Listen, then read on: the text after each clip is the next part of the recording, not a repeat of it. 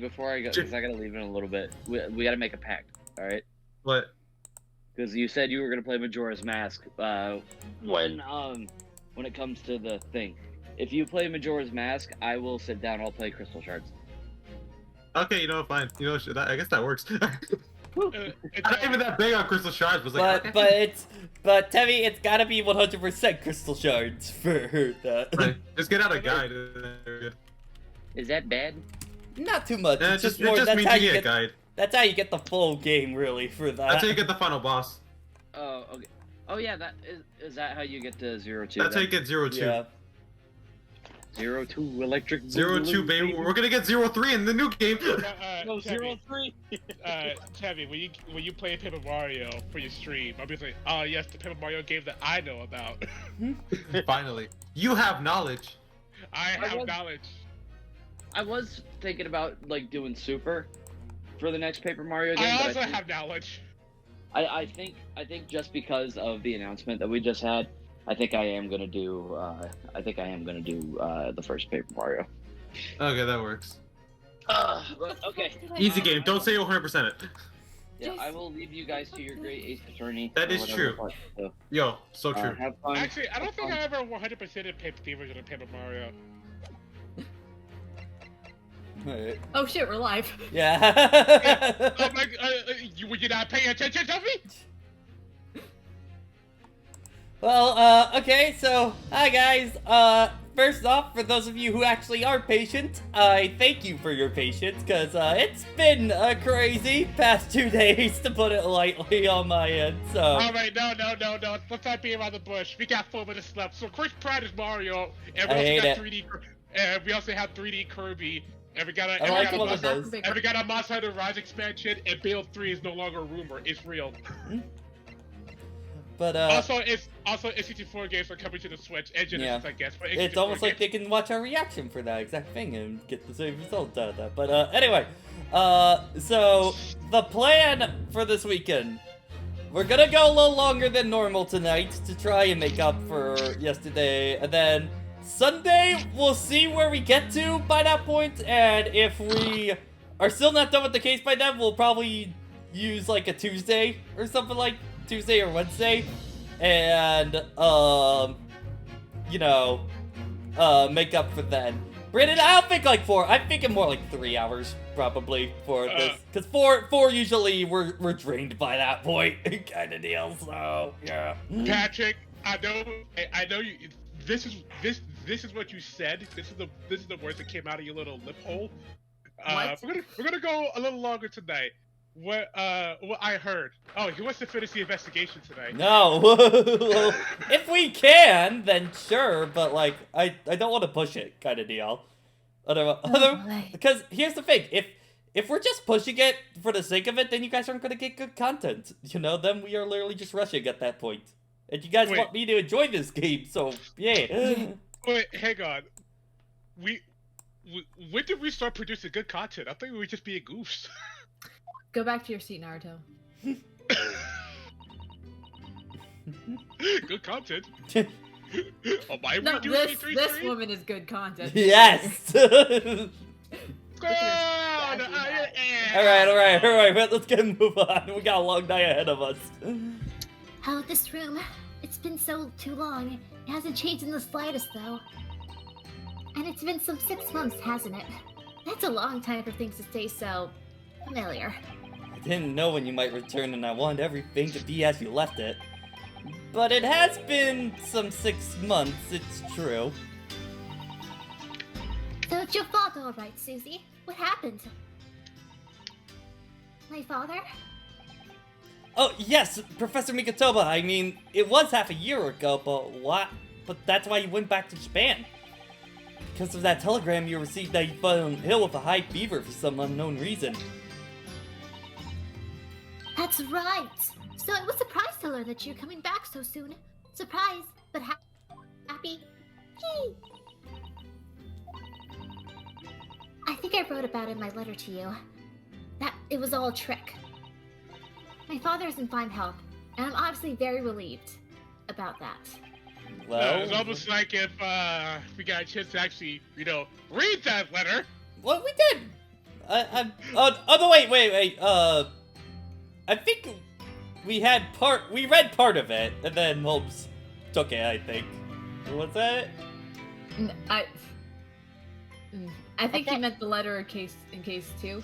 And Jeppo, hold on to that, because it's, not happening. Anyway, well, we're delighted to have you back.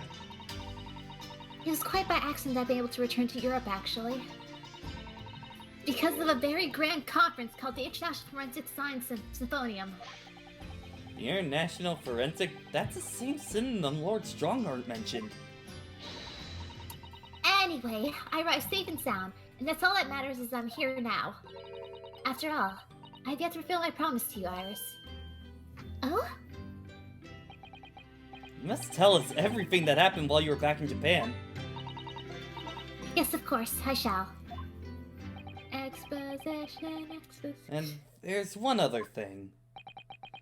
Something you wrote in your letter that particularly grabbed my attention. About you-know-who.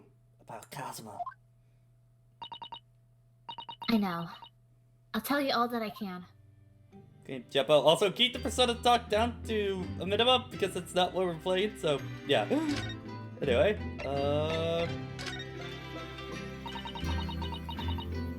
Oh, you're supposed to say that one for last. I'm curious about this one first. No, you're playing my game wrong, cat. After my friend Ray's trial, the reporter actually killed Miss Pretz said something very strange.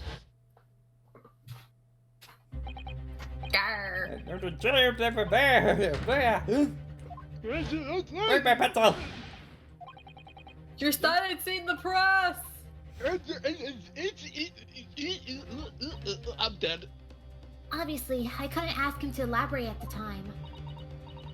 But later, I visited the man in his prison cell and asked him what he was going to say about Kazuma-sama. And what did you learn? After he died on the voyage to Great Britain, his body should have been unlaid on the port of Hong Kong and passed to the care of the consultative staff there. Should have been?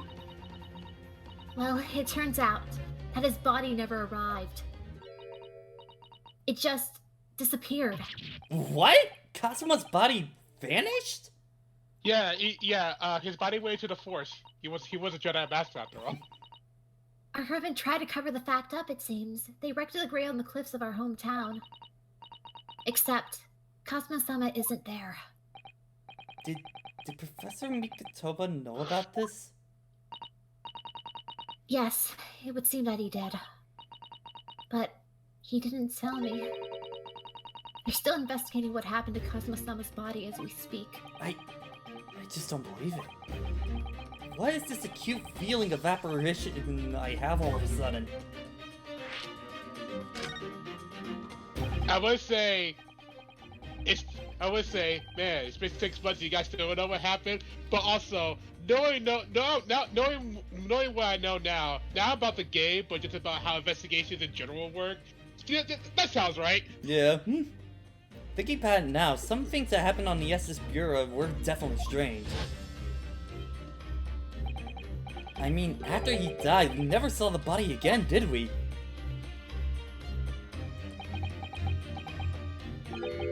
Could it be that he's actually still alive? Stop it, Mr. Naruhodo! It's too much to bear! I'm sorry, I didn't mean to. Just thinking about the possibility pains me so very much. Cast your mind back for a moment, Mr. Naruhodo. When Kazuma-sama was discovered, Mr. Holmes was there, wasn't he? And he definitely examined the body. I remembered it clearly. You're right. So if Kazuma hadn't actually been dead at all, it would mean that Mr. Holmes had lied to us. There's no reason why he would possibly have done such a thing. I can think of a multitude of reasons. I suppose it's true, yes. You opens the window. You hear that, Sholmes? And the wax museum. Huh? The idea that he might still be alive somewhere. It wants to fill me with hope, but I can't let it. Because if it turns out not to be true, and I'll be back at the bottom of that awful pit of despair again. I'm terrified what that might do to me. Oh, Mr. Sato. I know she's giving the idea of Va it deserves. It's Susato's son we're talking about after all. So I probably shouldn't push it now. Can someone make an edit of Monokuma peeking through the window when she said that line? Yeah, I said it last stream, and even further convinced this is Cosma right here. Like, 90% sure on that one kind of deal. So, yeah. Anyway, after that heavy That's why you should have saved it for last, Patrick! Well, I'm sorry if they dangle the carrot in front of me and give me the option first. Sometimes you wait for the carrot! Well, sometimes I have to present the evidence right away to call them out. I'm sorry. What evidence, Patrick? There was no evidence there! It's just conversation! Naruhodo, It's just two don't give me people false hope. talking! So anyway, when I first arrived back in Japan, I really thought I would never be allowed to return to Britain. But curiously, after that awful trial at the Supreme Court, Father's mood changed entirely. The awful trial? Oh, yeah. The murder of Giselle Brett. Ooh, you dressed as the man then, didn't you, Susie? Unless you play the DLC costume. Oh, well, yes. Since woman's ever been in the courtroom, I had no choice. Actually, you know what? I kind of want to see that. DLC, put on the DLC costume. Well, Jason, you have the collection. You can do that. Yeah, you know what? You know what? You're right. True facts. Wow, amazing. I wish I'd seen it. Don't you, Rudo? Yes, I suppose so. I want to play as being a lawyer now. I could wear a false mustache, maybe. I don't think any mustache could hide the fact that you're 10 years old, Iris. There's something else I've been wanting to ask you, Mr. Sato. It's about the real reason why Professor Mikotoba summoned you back to Japan. You said your letter there was something to do with a convict's loot we found in Mr. Natsume's lodgings. That's right, the very large dog collar we found with the bee emblem on it. It seems Mr. Natsume included a drawing of the collar in the report he submitted about the time as Britain. I understand that's when Father saw the report. He turned as white as a sheet. Why would that be, then? Father came to Britain himself, of course, to study. It was some time ago now, but he stayed for 6 years. I can only imagine something must have happened during that time. But if you refuse to tell me what it was, I tend to find the answers for myself. And I've decided that I, for one, won't be keeping any more secrets. Oh, Susie. That's very meaningful looking Sato-san's giving Iris there. Lord Strongheart mentioned something about the synonym, too. I think he said something about investigative authorities from 40 different countries would attend. Yes, and from Japan, my father and Judge Jigoku have been invited. It's something of an honor, I believe. Well, Professor Mikotoba is leading the expert in forensic medicine in our country, after all. But who's the other one you mentioned? A judge, did you say? Yes, His Excellency, Judge Seshiro Jigoku. You met him, Mr. Naruhodo. Last year, in the Supreme Court. You can't possibly have forgotten. That terrible trial of yours when you were accused of murder. Yeah, I try to think of that as a positive turning point in my life these days. Well, it was Judge Jigoku who presided over the trial.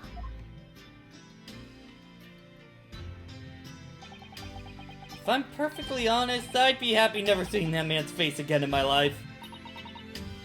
Well, anyway, as father was invited to the Symphonium, he agreed with me to return to Britain too. It won't actually arrive until next month, but, well, I couldn't wait. So I played with him, and in the end, he agreed to me going on ahead. Yay! Yes, about the synonym. It seems as though Lord Strongheart has put an awful lot of work to make it happen. It's obviously very important. I believe it is, yes. As I understand it, Lord Strongheart organized the entire event himself. I think he's hoping that by achieving exceptional results, he gets the job of Attorney General. The most senior position in the British justice system. He's hoping to use his power to create the world's finest policy and institution. That's what Potter said anyway. Apparently it's Lord Strongheart's long-life ambition. Does Professor Mikatoba know Lord Strongheart personally then? I wonder. Actually, Lord Strongheart gave me a long speech about this very subject only yesterday. But I sorta lost the will to live early on and didn't really listen to much of it. How trying for you. Giselle Brett, the woman whose unforgivable actions ended me in being wrongly accused of a crime I didn't commit. The murder of Dr. John H. Wilson. Yeah, Giselle Brett. That's a name I won't forget for as long as I live. The extraordinary thing is, though, it seems it's a name we should have all forgot. Sorry? Since the incident, our government's intelligence service has been investigating Miss Brett. But it turns out that an Englishwoman by the name of Giselle Brett didn't actually exist. Didn't exist? But how can that be? It was a pseudonym. Her real name is Shin. And she wasn't a visiting student either. That was a front. A front? Who on earth was she then? Miss A. Shin. Her name is literally all of our intelligence service has been able to assert about her. Wait, was Shin a name on that document? I think it might have been. Nobody knows why or even how she came to Japan. It's a complete mystery. But that makes no sense! It's no easy task to be accepted as a foreign student anywhere. What on earth could that woman have been up to? I'm afraid I really don't know. The only thing we can be for sure is that she has some business in our country that we don't yet understand. And now she's been killed. While all the questions surrounding her existence remain unanswered. I'm afraid so. Hey Shin, who on earth was she?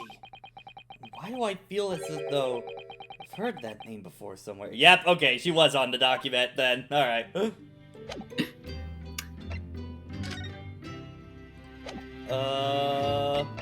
The first verse off. There's a lot of cute things in this room I need to examine. Thinking back, that spade's been here since we moved in, hasn't it? I'm sure I told you before, Mr. Naruhodo. It's not a spade. It's a shovel. No, shovels are for digging. That's for scooping up loose material. It's a spade. No, spades are for digging. Those for scooping up loose materials. It's a shovel! The Great Spade Shovel War rages on. Irish study right there. No. Guys. Both are true. That was taken when I left London, wasn't it? I have the same photograph on display in my room at home in Japan, you know. I wondered if we all be together again, to be honest. Oh, I know. So did I. Here we are, and I'm quite sure there's a reason we were brought back together. Can't deny having Susato-san back again makes me feel as though fate has something big in store for us.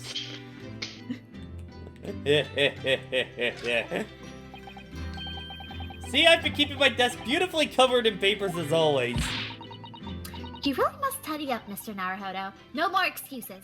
But Mr. Sato, the way I see it, all these papers building up my desk is like a reminder of my wonderfully diverse daily life. I like to leave them there so I never forget how lucky I am to have varied experiences. In that case, you should define thoroughly tightly. Then you'll be able to see your papers building up all over again and feel the joy renewed. Still can't beat her in an argument, even though I'm the lawyer here. Check there's something on the top shelf you can examine. The doll here? Yeah. I see your dorm room still only has one eye filled in. Well, we agreed it's something we do together, didn't we?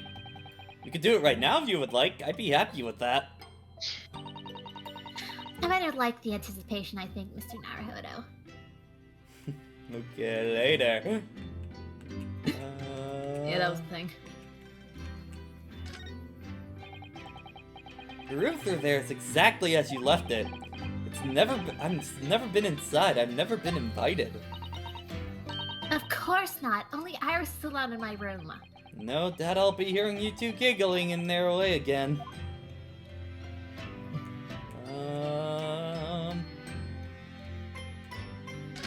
See? You have water gently boiled on the stove, I see. Feels wrong somehow if I can't hear the water bubbling away. We do have plenty of lug. It's not like we have to worry about paying for gas. It's important to open the window for fresh air when the fire is burning, though. We can't keep it closed just because it's cold outside. It could be a matter of life and death. Avoiding the freezing winter air is a matter of life and death too, if you ask me. Oh well. Perhaps a nice cup of tea for warming up for later. Okay. You can turn. Yeah, arrow. You have arrow keys. You can move. Oh, okay. Yeah. I don't. Hello, I'm here. Hi, hello. Where was Iris? It must be about a year ago now. I wrote a really long story based on my father's own notes. It's about one of Hurley's greatest exploits. I call it The Hound of the Baskervilles. Oh, really? But then Mr. Sholmes forbade you from publishing it. And the manuscript was somewhere nobody could get their hands on it. So nobody knows anything about it, apart from Hurley and I.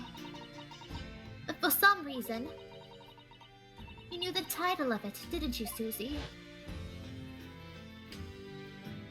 Wait a minute. You weren't wearing that outfit during this time. Susato, have you been time hopping? Admit it. It's for research purposes. And you wouldn't tell me. How come you know it? Yes, but I made you a promise I would explain it one day, didn't I? I think it's time. Oh?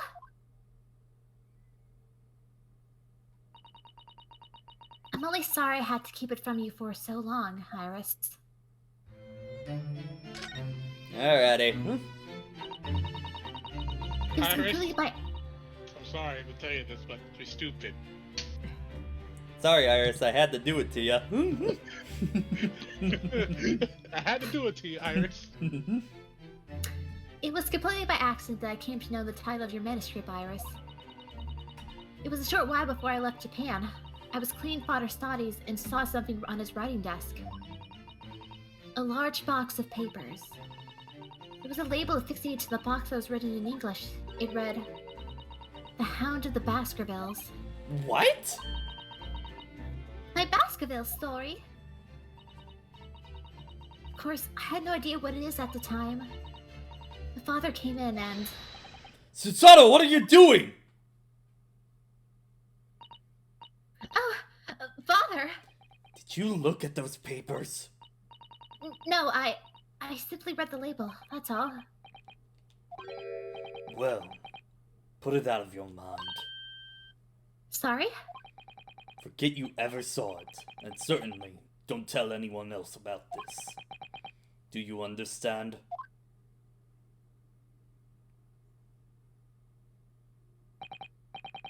Guys, not everything has to be a meme every time a character shows up, guys. It's alright.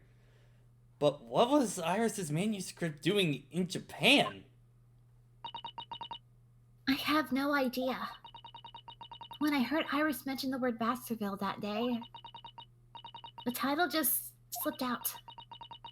I would never have guessed that it was an unpublished account of one of Mr. Sholmes' exploits.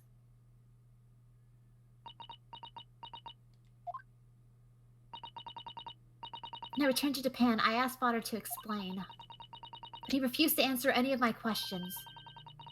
There was no sign of the big box in his office.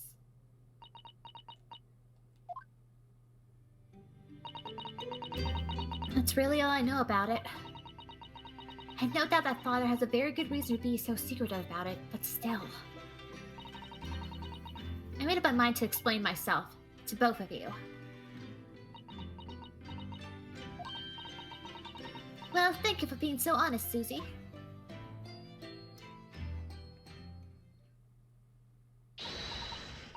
So, Mr. Naruhodo, I'm ready to start investigating if you are. Convinced to every detail about the case to memory.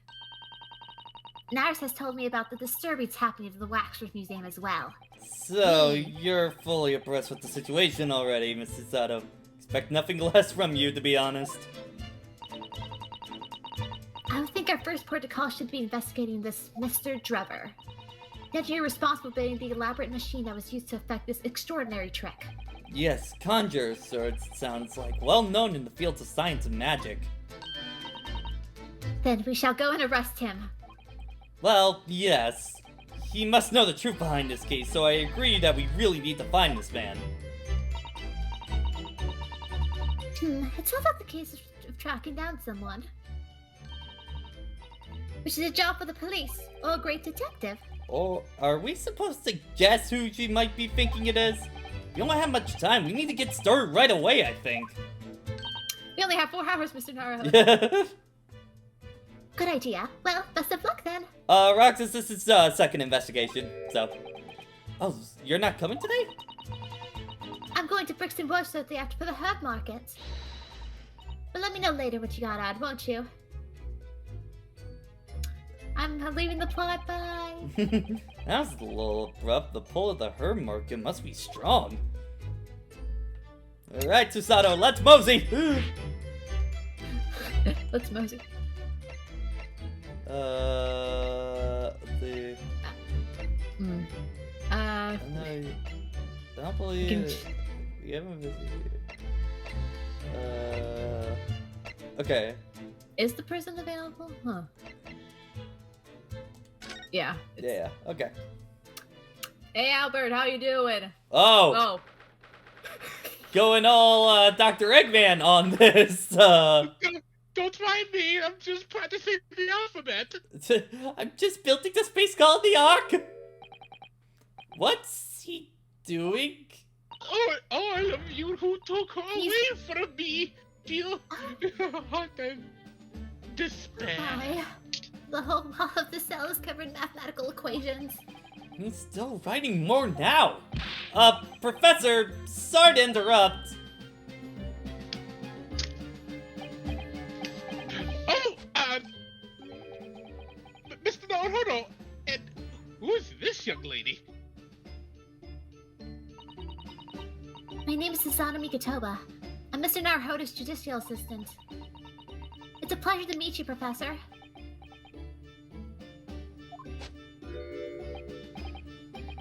Oh, if only I'd met a fine young woman like you sooner. None of this would have happened. No, that's not logical. That makes no sense at all. Let's see how bad. No. Yeah, pretty bad. At least he said sooner, not now. Oh dear. I'm sorry if my presence here upsets you. I think he's not talking about Susanna specifically. I think he's like someone like Susanna earlier in his life. I owe you an apology too, Professor. I didn't manage to deliver what I promised you in court this morning. Oh no!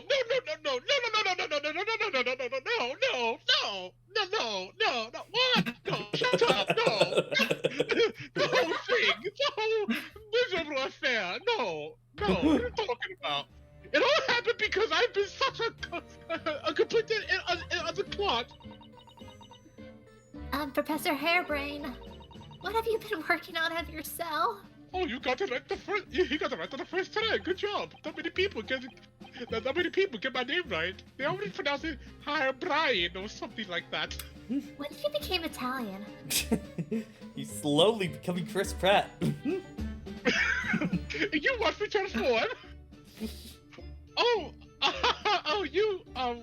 You mean that? Oh dear, how embarrassing. I was suddenly struck by an idea, you see, and I simply had to turn it down. I understand that completely. Oh, is this a new hypothesis? Something that will pass the super high voltage instantaneous kinesis, maybe? No, actually, this is my autobiography. Your autobiography. How was diddled? I was diddled and fiddled by our hairbrain.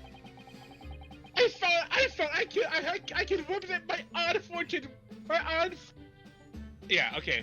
I read that wrong in my brain. I felt like I can represent my odd fortune with only odd numbers and an ambitious set of simultaneous equations. Really? I'm going to have to pay back all the loans I took for the cousins machine, you see. So it's going to be a new serial publication for next month, part 1, an odd birth and odd upbringing. Bro, you're just selling trading cards is what you're doing right now. That's not a book. I refuse to believe so. It's so tiny. Man has to make a living somehow. Hey, you want to know something? At least I wrote the book. What have you done? Defended your ass? No, not you, Mr. Naohono. The one beyond you. We're the only ones here. Mr.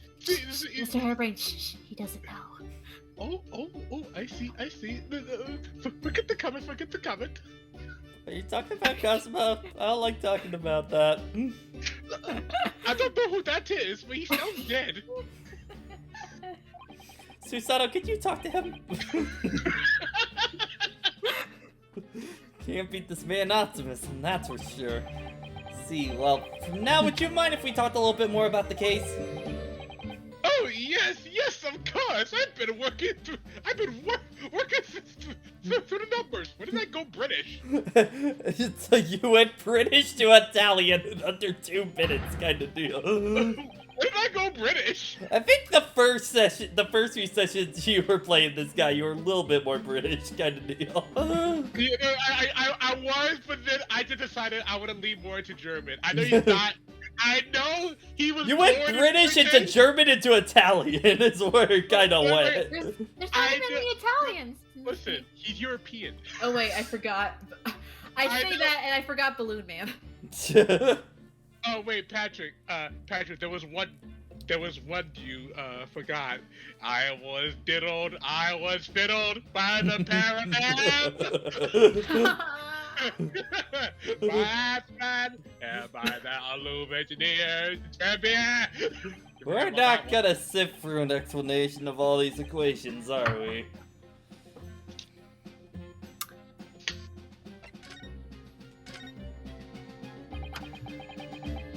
Everything I believed in has been turned on its head.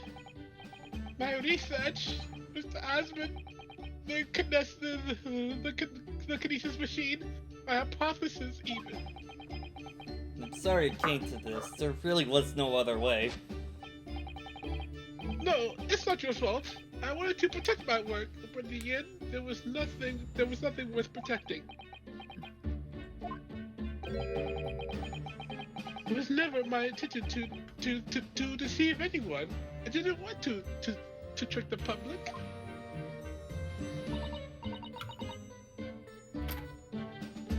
No. Lied! He was reading it No, as of you were course you saying didn't. it. But in court this morning, I realized something. Oh? If you done something wrong with it without knowing it, you still done something wrong. Logically, it makes no difference if you were aware of it or not. Ignorance is a poor excuse. The blame still lies with me. Oh, Professor. He believed in me this morning, you know? Baruch did. He believed in my hypothesis. Well, I think that was just a necessary factor in the prosecution establishing its case. No. Wait, Mr. Nahono, I think I know him longer than you, okay? So why don't you shut up and let me talk? Baruch wouldn't do something like that, okay? Okay. I'm sure he genuinely believed it. Did he? Are you doubting him? Yes. See, now I know. I'm the genius here, you're not. I think I understand now.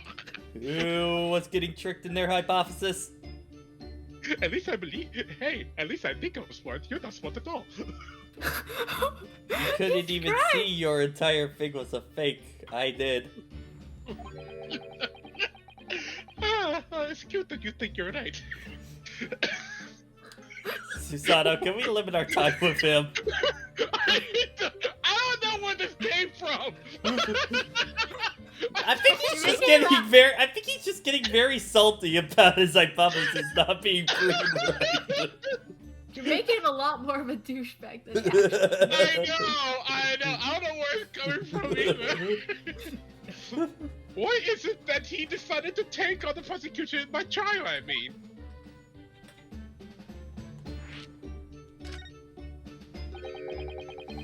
After the terrible accident happened, nobody will believe in my hypothesis anymore. Not the police, not the prosecution service, not any lawyers even. Feel like I dealt some kind of finishing blow there. So if any other prosecutor had taken the case, if it was anyone other than Baroque, I was sure the prosecution would have declared my hypothesis a complete and utter nonsense. And in that case, you would have been declared a fraud yourself, Professor. Exactly, which would have been a fate worse than death for me. But Baroque insisted that I was a proper man of science from start to finish. You think that's why he... I know him very well indeed, and like you, he's an extremely kind-hearted soul. That extremely kind-hearted soul is kind of a racist, you know? Just a little bit. Spent all morning trying to paint you as a murderer, didn't he? I mean, that's not my problem. I'm just gonna have to ask you to shut the fuck up, Airbray, right now. Well, admittedly, that part of the analysis appears to have some flaws in it. What about the whole Reaper side of things? How does that fit into the whole kind-hearted soul idea and the racism? Alright. The Reaper side, no, hold on. We already talked about this. That's not him. Yeah. The racism, though. Listen, the racism is him, but the Reaper thing is not him. Do you think he shut down to from the very start? I'm so sorry to say, that does seem likely, yes. When I first met him, he introduced himself as a wealthy financier. He looked over the paper I rented and said my work would benefit all humanity and must be pursued. He was so enthused. He was so pathetic. But in reality, he was the mastermind of some vast criminal network, it seems. I still can't believe it. See ya, Roxas. Yeah. As machine was essentially a set decorative of some stage magic. It probably didn't require a large amount of investment, actually. The scale of it wasn't some small trick. It was very elaborate via deception. I didn't put that book in the purse. Where did the book go? Where did the book go? Wait, is that supposed to be like a side pocket there on her left? It's supposed to go inside her kimono, but since she's not wearing a kimono. I knew it. She does have a pocket dimension. The Google space. That's where it went. Yo, went to she's a Google Android. I knew it. She's not real. She's as plastic as Google. Proceed, Naruto. That's Hairbrace saying it, not me. No, that was me saying it, not Hairbrain. All young scientists are full of hope about their Burgeroony? Burgeroon. Burgeoning. Burgeoning. all young scientists are full of hope about their ideas, full of zeal. But none of us have any money. We want to do research, but we can't afford it. Many of us take our barely legal part-time work to try to earn just a few measly pennies to carry on. To get through all of that, or to be taken for a complete fool, is too rotten to believe. It is, I must agree. And that's why we have to find those responsible and bring them to justice. Mr. Osmond is... Oh, my bad. Mr. Osmond is no more, of course, which leaves only the engineer. Mr. Ignat Drebber. You say just... Oh no! I thought it was my line. Ah, okay. That's all. 'Cause I saw him change animation. I thought that was him reacting, but no, it was you. Is he an engineer, a magician, or a swindler? It was about a year ago when Mr. Asmith first bought. Wow, I can't get through this. It was about a year ago when Mr. Asmith first brought Drebber to meet me in my laboratory. Since then, I met him many times to discuss details about the machine, but at no point did you have any inkling that he was just an illusionist? Oh, he definitely wasn't just an illusionist. What do you mean? He was a wealth of deep scientific knowledge. There's no question that the man's a genuine scientist. It's instantly apparent in conversation. I see. But the wretched man deceived you, Professor. It's unforgivable. We must do everything we can to find him and bring him to justice. Are there no more clues you can give us about his whereabouts? I'm sorry, we only ever discussed the kinesis machine, nothing else. It was all business. Although, just once, I did visit his workshop. Wait, what workshop? The one he hosts, the one he hosts every Friday. You don't know about that one? Drebber is a enormous fabrication laboratory where he constructed my great machine.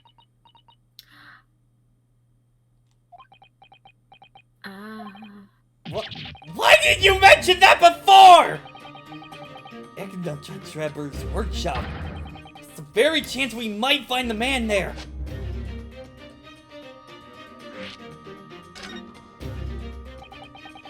So you've been to Drebber's place of work then? Hey, Jaja. Heyo. Yeah, yes, just once, you understand. It was an enormous place. Put in room to construct the kinesis machine, you see. Where can we find it?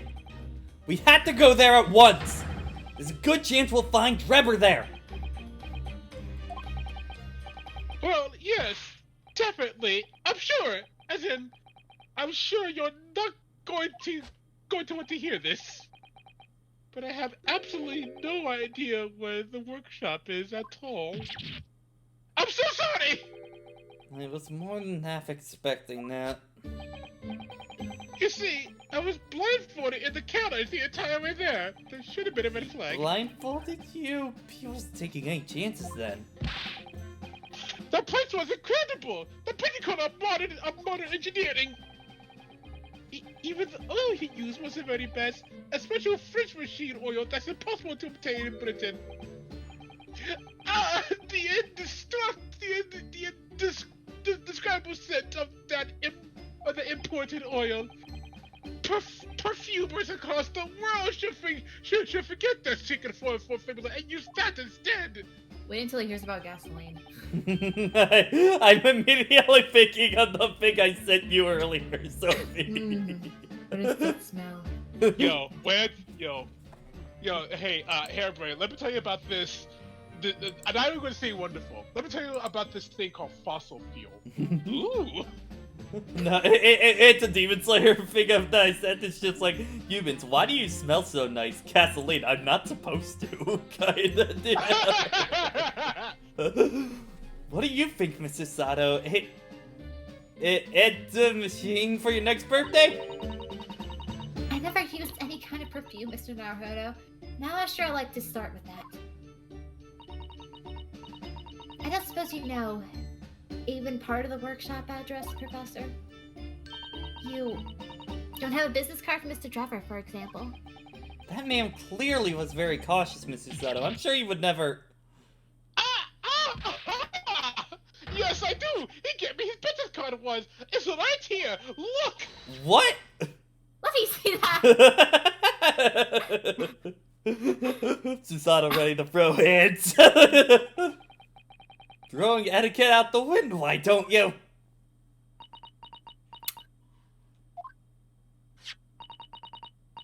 Ignat Trevor, engineer. I'm afraid that's all it says. There's no address. No, can't say I'm surprised. Still, this could be useful. Not even a fax machine, anything. Wait, hang on. Look at the card. Look at the card.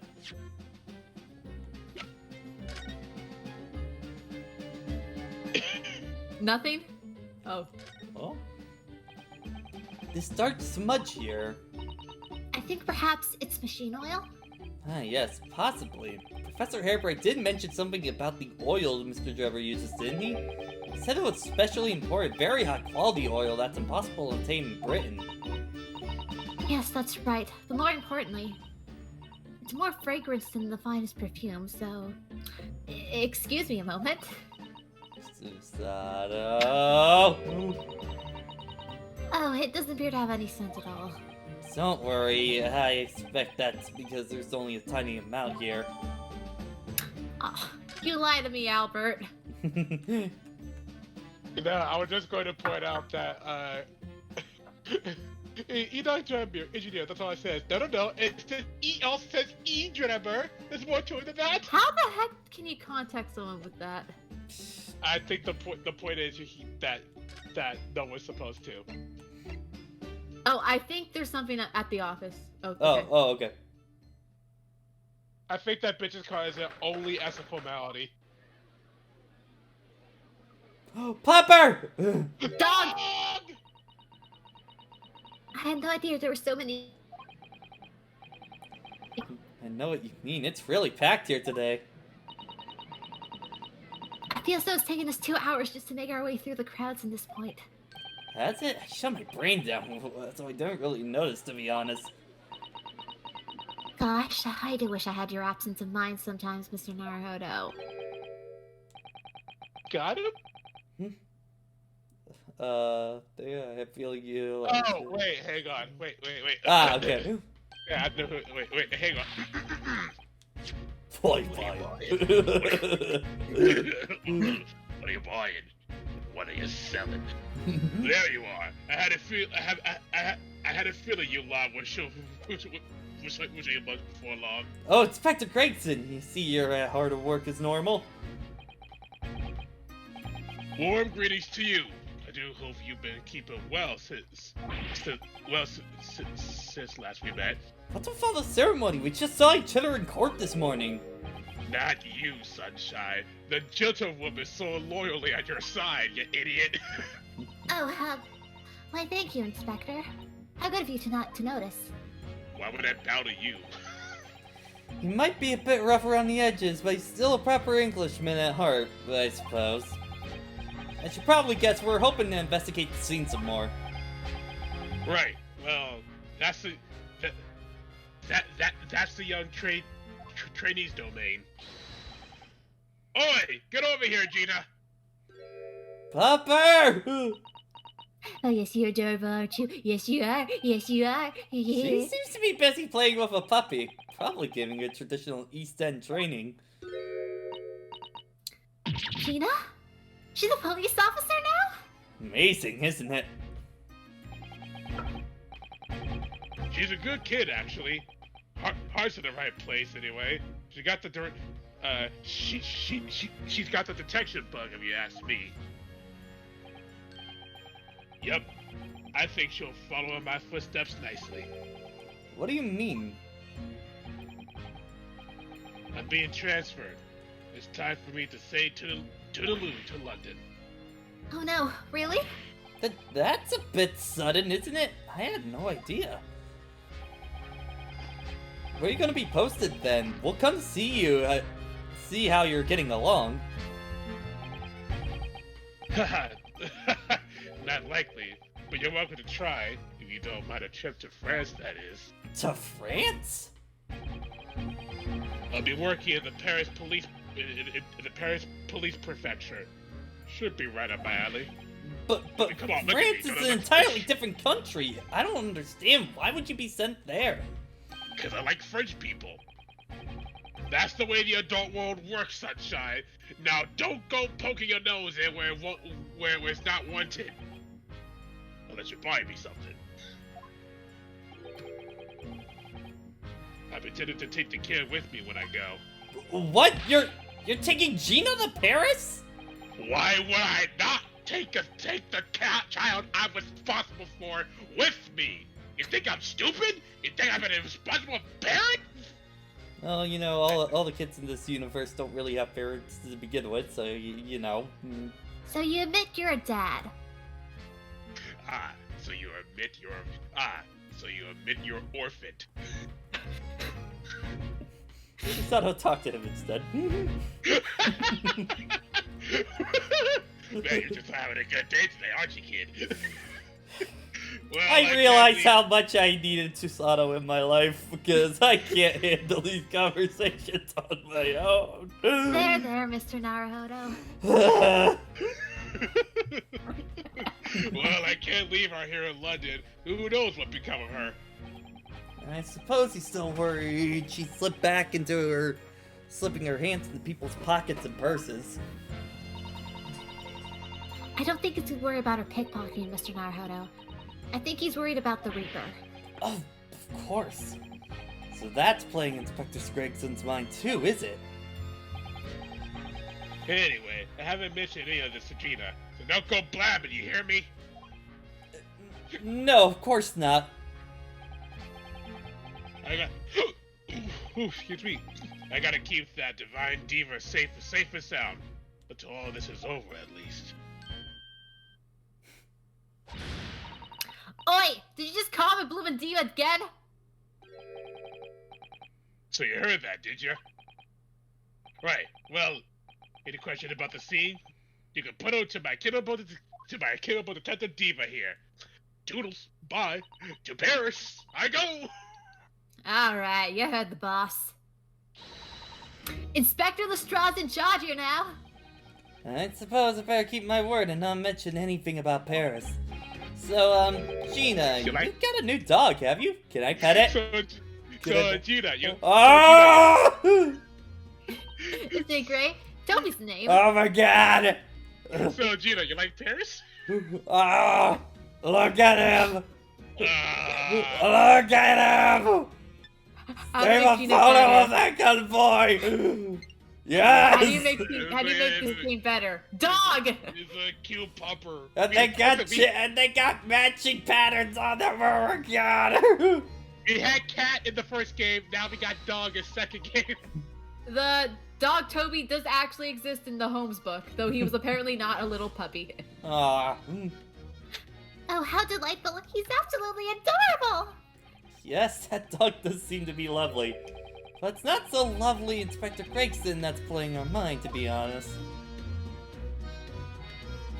Also, how is Gregson gonna survive in Paris? I don't think fish and chips are as common there. And I don't think he's gonna have a bottomless supply at that point. Gina, we're actually hoping we could investigate the scene again. Yeah, alright. If you're around here, I can do what you like. Oh! That's alright, isn't it? I would play WiiDude with my little friend. Oh, yes, Toby. Oh my god. The machine that exploded must be atop of these stairs, I presume? Please, please bring Toby to court, please. I'm actually seen it yet, so if you don't mind. Sorry, I can't get you. Can't you get to go up there, Snooze? You know what, Pat? I honestly don't remember that they. No! There's a doubt that no! I don't remember. No! It's like I told Odie yesterday. Even I ain't allowed to be near that wreck. What you called again? The reason why you're supposed to touch it? The special. The Special Disposition of Scientific Equipment Act, is that what you're thinking of? Hey, that's the one. That's the only one they're allowed to investigate it. What are they called again? The forensic something. The Forensic Investigation Team, is that what you're thinking of? That's the one, yeah.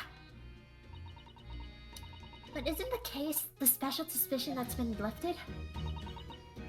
I think so. I don't really get it, to be truthfully with you. They're still supposed to get permission for some bigwig or other, as far as I know. What's his name again? Lord Strange something? I'm not sure that's quite right, Gina. I think you mean Lord Strongheart, perhaps. Ah, that's one, yeah. I thought it was some vortex or something. Apparently it's always watching or something. So how Lord Strongheart's express permission? We can't investigate on stage. There's a good thing we have a connection. Oh, why did I do that one first? This is the most important one. Nah. Where did you find that? You said for laugh. No! You put dogs in front of me! I need to question about them! We end on dog! We don't start with dog! Jason, if there's a conversation in the room or a dog, which one are you going to go to first? I go to the conversation. I say bullshit! I say the dog for later. No, you go to the dog first! Like a normal human being. What is normal? Listen. What is normal? If that's stupid persevering. Where did you find that little mutt then, Gina? Oi! Don't be so flippin' rude, Odie. Slight overreaction, don't you think?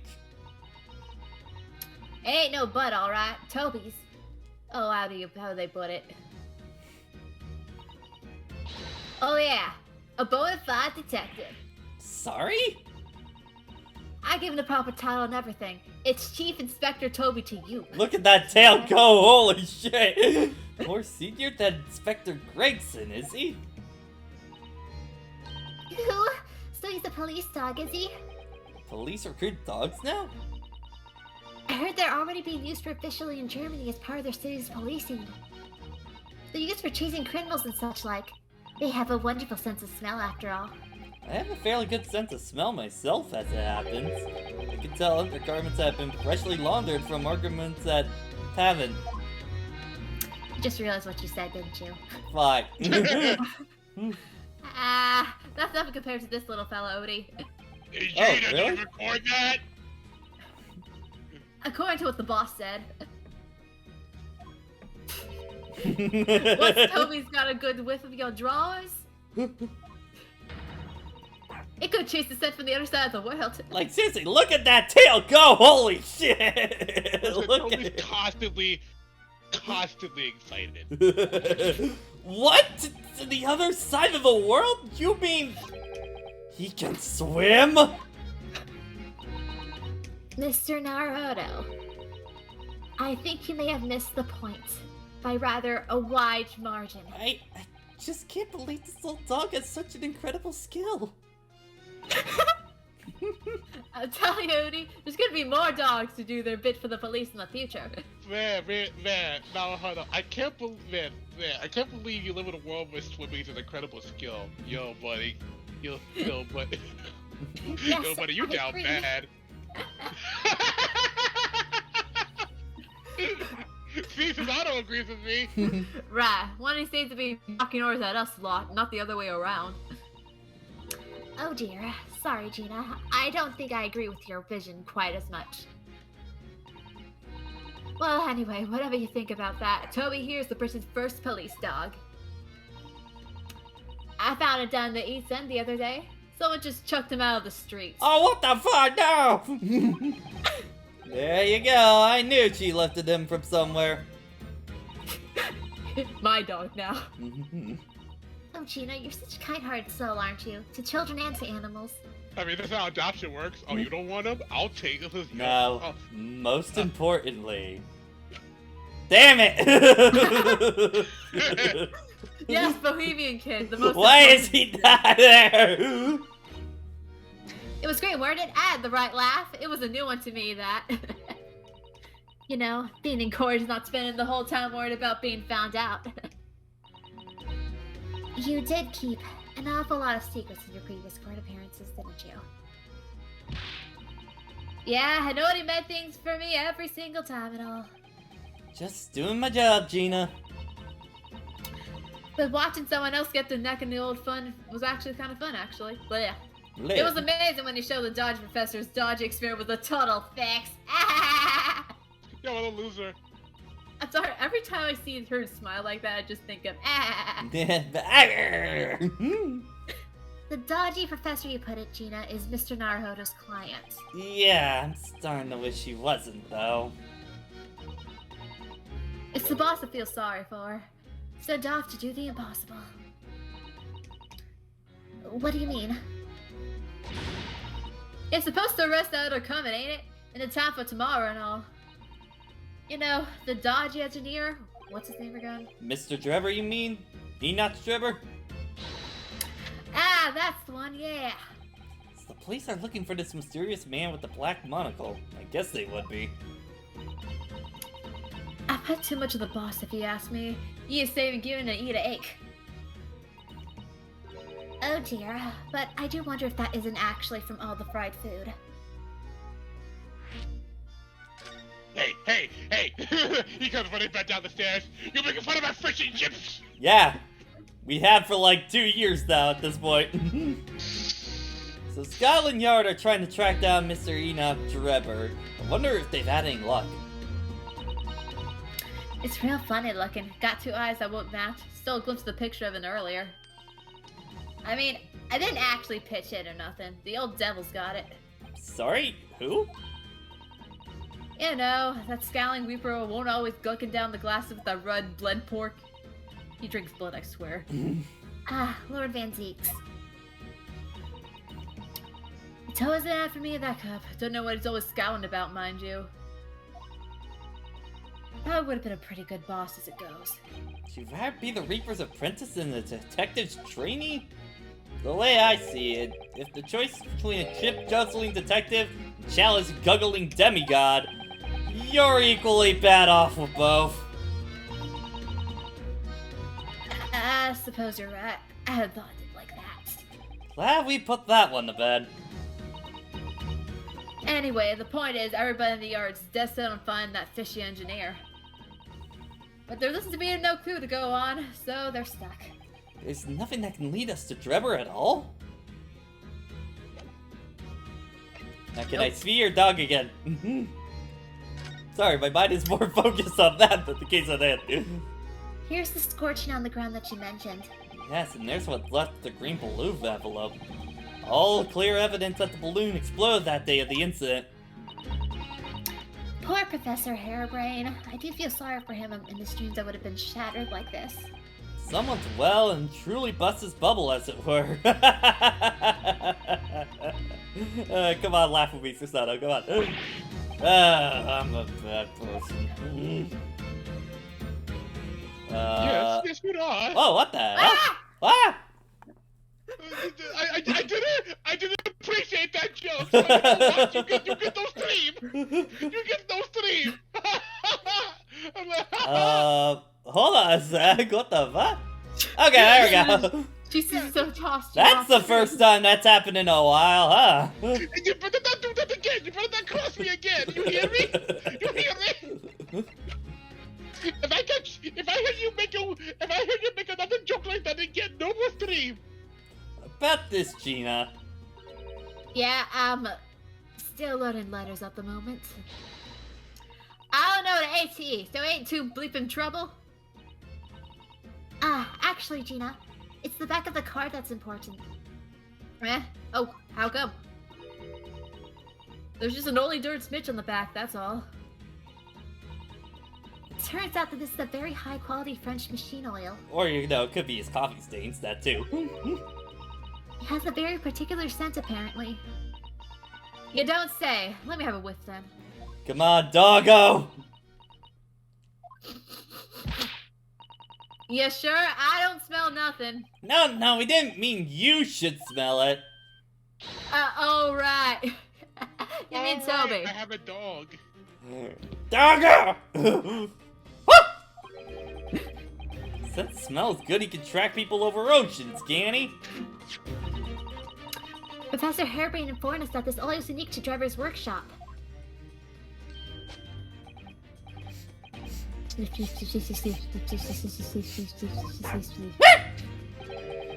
think he's picked up on the scent. So you mean you follow the scent of this oil? Now we can lead you straight to Dogga Cove's workshop. That's right! That's exactly what we're hoping. Alright then, we'll give it a go. I'll just borrow that. Wait, what did you...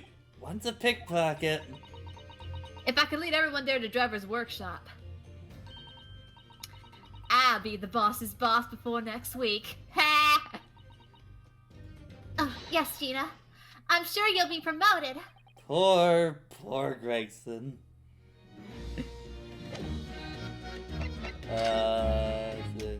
No? Examine more. Also see if you can get upstage. Yeah. Alright. Get the fuck out! Now sneak past me again, your stuff gone full of the boss's old fish and chips. Ah, yes please, I love fish and chips! I suppose we need special permission. Yeah, that's your cue to go talk to Mr. Strongheart. Alright, fine. You said to go back to the office, right? I meant the Strongheart's job. Oh, office. Strongheart's office, okay, yeah.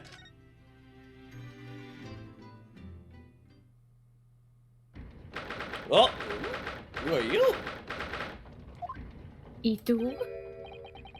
Well, who's standing behind the Lord Strongheart? I wonder. I've never seen her before. Okay, see. So. Oh. What are you doing here? The young champion of the court. You had some success this morning, I understand. And you've thrown the entire government into disarray as a result. Yeah, you know, just kind of keeps happening in my trials. Did you not? I thought you learned this lesson 6 months ago. I'm sorry, but maybe your system's kind of corrupt. It's not my problem. You mean because of Mr. Professor Harebrained's experiment? Sham science being demonstrated at London's Great Exhibition. The country's been made. The country's been made to look foolish, and now now politicians are scrambling to respond. Lord Van Zeeks is in Whitehall as we speak, giving an emergency briefing. Oh dear, I didn't mean to cause any trouble. None of this is your responsibility. The government is entirely to blame for having been taken in. Woo! Bullet dodge! Ooh. The special disposition. You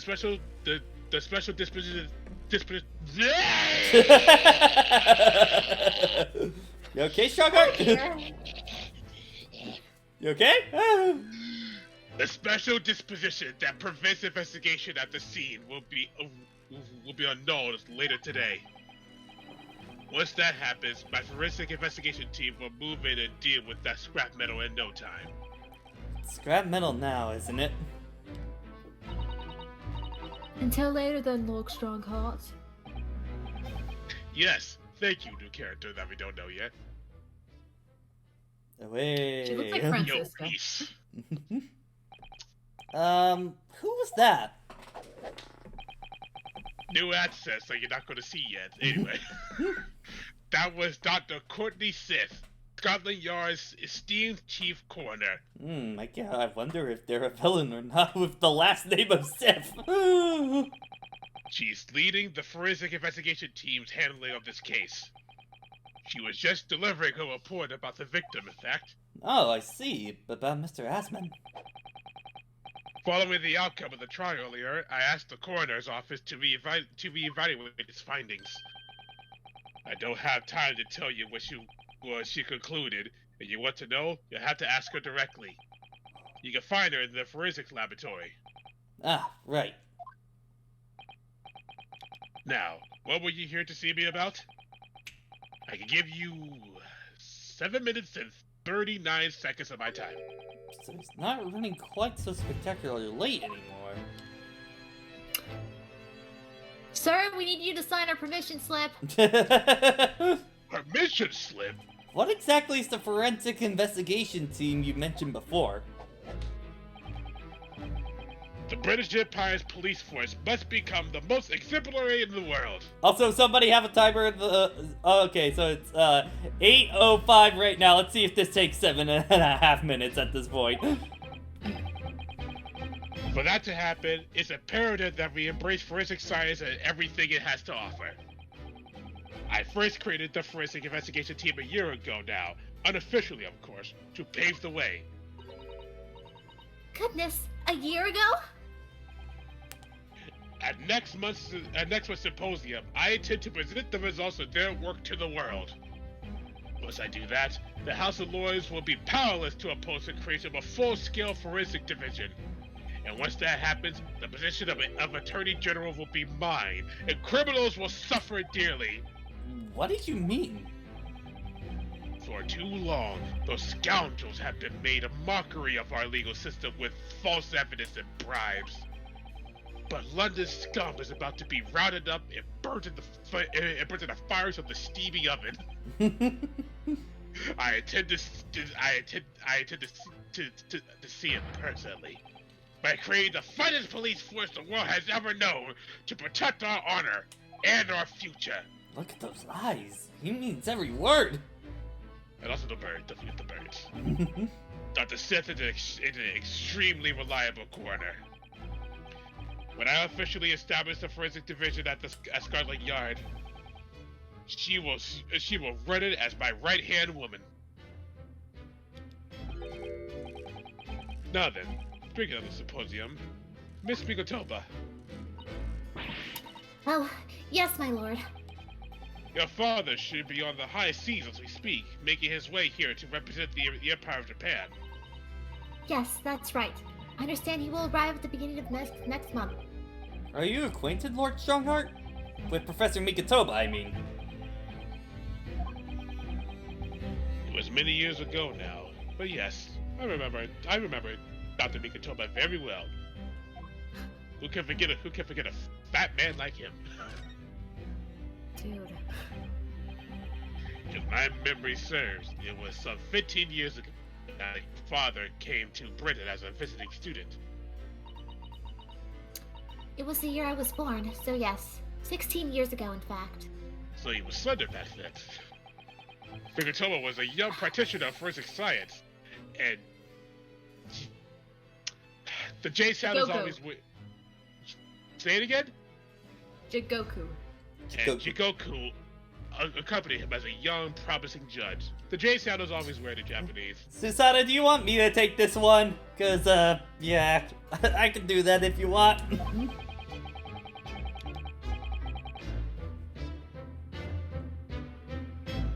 The Punctualness.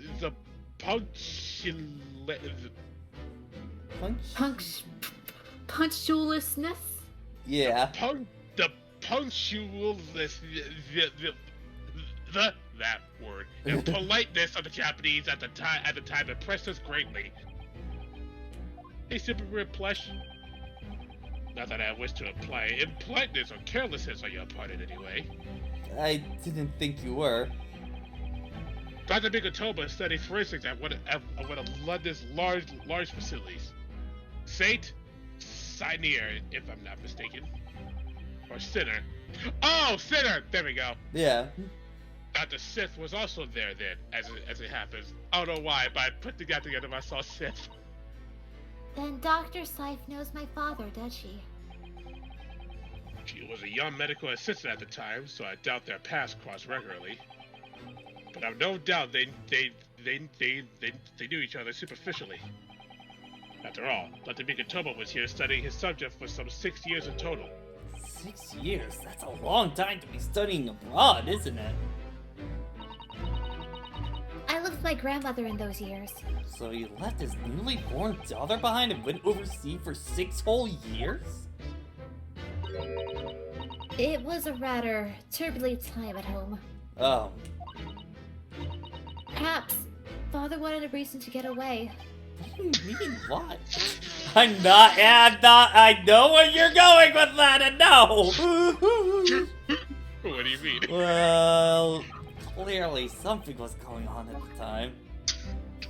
Jason, shut the fuck up. What do you mean? Shut up. I haven't said a word. Your laughing says otherwise. I wanted to ask you about Lord Von Zeeks, actually. I heard his older brother was killed some years ago, and maybe has a painting of him on his wall, by a mass murderer known as a professor who was targeted by nobles and royalty. Is that right? You Japanese are a thorough lot. You've done your research well. Yes. And you could say it was that very incident that gave rise to the Reaper. What? Also, we've gone past 7 minutes, so... Why? When his brother, Clint Von Zeeks, was murdered, it was just after young Baroque had graduated from the University of London and become a prosecutor, when obvious criminals who managed to evade conviction in court started disappearing. Rumors quickly spread throughout the capital. Londoners started to say that wherever Baruch Von Zeeks went, the ghost of his dead brother wasn't far behind. Oh my word. So Lord Von Zeeks isn't the Reaper, it's just the ghost of his brother? Espera un momento. Ever since that time, he became a very aloof figure in London's legal circles.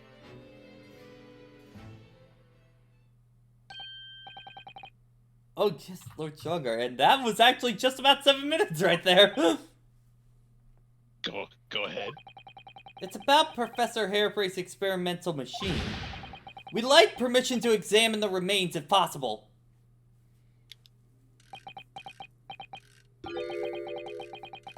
Are you well versed in science, then? Not in the slightest. In fact, you could say I was barely aware of the subject until recently. Well, the special disposition legally preventing investigation of that machine is currently being annulled. Did Sophie burped? Within a few hours, Dr. Sith's team of forensic experts will begin their own investigation. But I suppose until then, there's no harm in you looking at the wreckage, as long as you don't touch anything. Thank you! Being able to look at it is better than nothing. Oh, it's, Yeah. BRB. So, Yeah, I'll be able to see it too. What happened to your voice, young lady? Also, your time is up. You'll have to excuse me now, I'm afraid. My next engagement calls. We're extremely sorry to have troubled you when we are busy, my lord. Damn it, I missed the line. For 6 years. I have important matters to attend to. Bye. I can make it in time before a female voice comes in. Dang it! You missed 2 lines with Susanoo, too bad. Alright, let's go. We can either go to the stage or to the lab. Oh! No, you know what, screw you, we're going to the wax museum!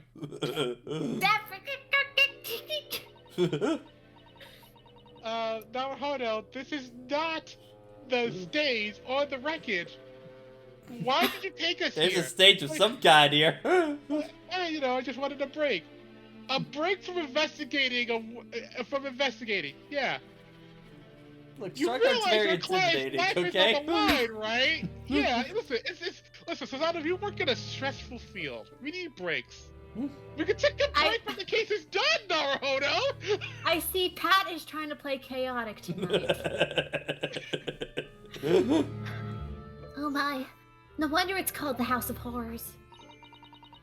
I like to turn my heels and go straight home. Via the conspiracy. Being scared makes you crave sweets? I can understand that. I want my cakes. I'm looking forward to the reunion after 6 months away, but... There's no sign of Mr. Sholmes anywhere. That's strange. He should be investigating the abduction of that waxwork. Oh well, I suppose we'll have to come back later. Get fucked. Unless... Damn it. There is a ladder, though. Where is the ladder? Let's see if we can get a conversation going. There's a stepladder there. Okay, lines have been drawn. Yes, a step ladder. I think perhaps we should let the properties know that someone left it out. The stepladder, I mean. Is something wrong? Why do I feel as though I just managed to sidestep into an argument? Yeah, there we are. I still go for the achievement and nothing else. Nothing else about that. Now let's follow the actual story. I've been standing here this entire time. Oi! That's off limits up there. Why try to sneak past me, you boss piece of chief? Wait, maybe we gotta talk to her? Oh. Let's see, but... 30 feet, I believe, on ninth floor. Yeah, hold on.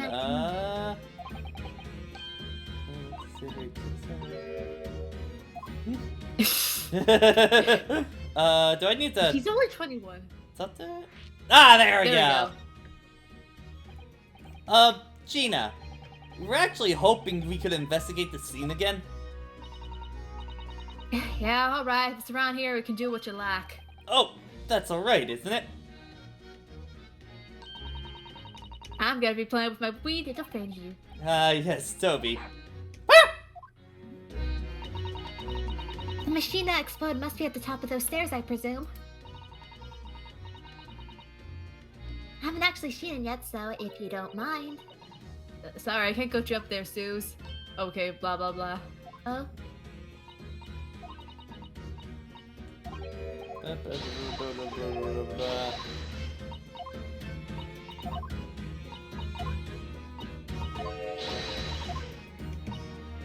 Actually, we just recently got. Okay. Screw up all that dialogue. Okay, there we No go. permission. God, that was way too much dialogue of that. I didn't realize they repeat the entire conversation because Yeah. usually people go to Strongheart first. Yeah. Alright then, Odie. Leave it to me. Sorry? We're gonna go after the Dodge Engineer Cove right this minute. Oh, hang on. Stuff's supposed to be on guard duty for all the time. I'm afraid we can't help. We need to get to our investigation as well, Gina. Oh, right. Oh well, never mind. Ain't gonna be me who's gonna get the knack. It'd be the boss. Poor Gregson. Again. Ready, Toby? Got that all set, have ya? Come on then, boy. See you later. Toby, come back. Being gay and doing crime. I do hope to send that oil lease to Slimler's workshop. Yes, I hope so too. Ideally before the dog swims across the channel of the France.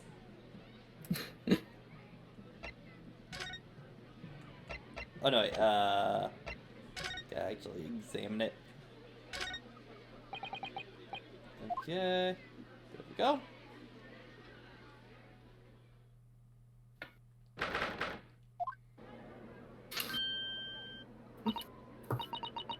Oh my. So this is the machine that was used to deceive people into thinking instantaneous has taken place. Yes, that's right. Or rather, it was the machine. It's a little worse for wear at the moment. What extraordinary lengths Professor Harebrained went in order to obtain the research grant? No, the professor was tricked as well. He didn't know anything about it. Yes, of course. It's amazing though, isn't it? The scale of this whole affair is so very British. You're right about that. You never see such a grand deception in Japan, that's for sure. Give it a few years. Yeah. Oh, look. Is that... Grub Man. Lord Van Zeeks? So, I think we're more or less done here, aren't we? Shall we, Mrs. Seto? Already? He is the Reaper, remember? We do well to keep our distance, I think. But we have permission to be here, from the top. We're perfectly well allowed to investigate here this machine, as long as we don't touch anything. From the top? Do you mean Lord Strongheart? Exactly! So we can stay here and stare at the wreckage for as long as we like. She could have been at the center of the explosion here, and it wouldn't have bent the steel well. Okay, for the sake of the scene to flow better, talk to her Baroque last. We'll talk to him last, okay. What a terrible explosion it must have been. Even the steel grinders was stuck on the twist in the blast. What they call the bird cage was right in the middle of it, just here. But look, Mr. Naruhodo, the metal grip on the floor. Looks as though it's designed to open. It does, doesn't it? The floor opened at the precise moment that the explosion occurred. The bird cage could have jumped through and disappeared from sight. I don't think there's any doubt this was a very elaborate hoax, is there?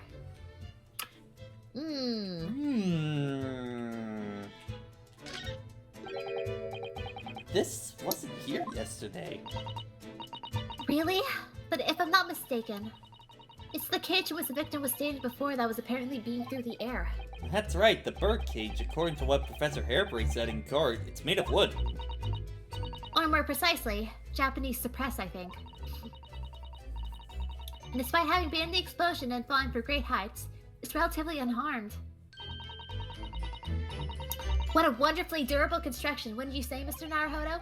I understand that the forensic science team had taken it away yesterday to examine it. I suppose they must have brought it back here when they finished their work. But sadly, not with the body inside it. No, that's right.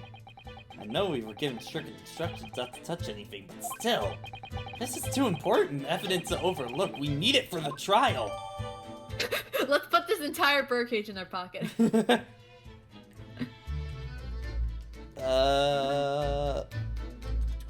Yeah, maybe check. Yeah, just the Ferris wheel and the. Oh wait, just check up top. Yeah. Look at the horn-shaped transmitting device. Isn't it amazing? That's exactly what I thought when I first saw it. Makes you think, doesn't it? If only it just been a normal horn, none of this would have happened. That's almost exactly what I thought as well. I bet I can predict what you're going to say next in that case. You're about to say, nothing ever goes that as planned, aren't you? Oh no, I would never say something like that.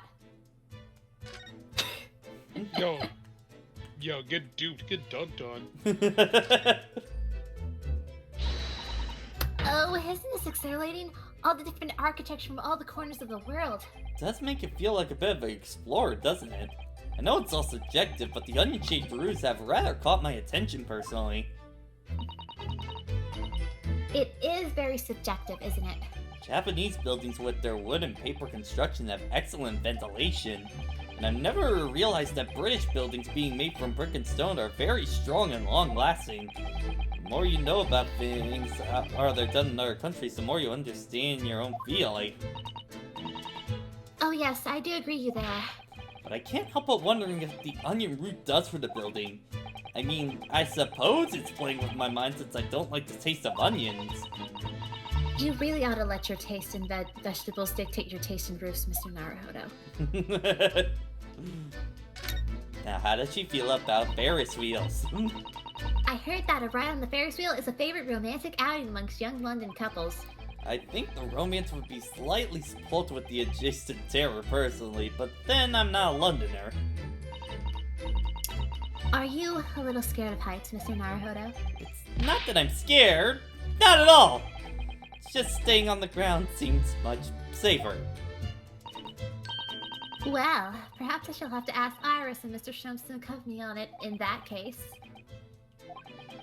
When you put it like that, part of me does want to give it a try. Oh dear. It's complicated for you, isn't it? Alright. I'm embarrassed by what you said. Look at him brooding. Least approachable man in the world winner, 10 years in a row. Be strong, Mr. Naruhodo. Your country and your system stand firm behind you. Lord Van Zeeks! Hey, how's it going? Then, What? Wait, take two. ... What? What? Beautiful weather we're having, isn't it?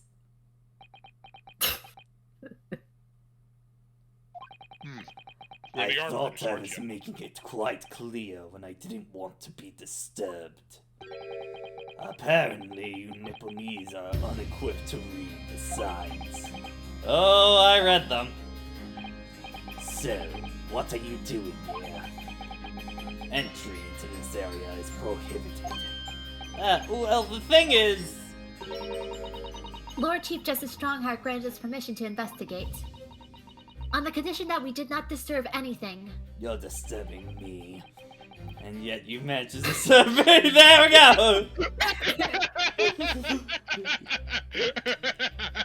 I like this man. You're disturbing me. Never mind. State your business then. Come to think of it, there are quite a few things I'd like to ask Lord Van Zeeks about. Not at least that awful case, even though it's nothing to do with this. Ask away, Mr. Naruhodo. You won't know unless you try. So about your dead brother. So, Clint was the name of your older brother, I understand, Lord Van Zeeks. How did you...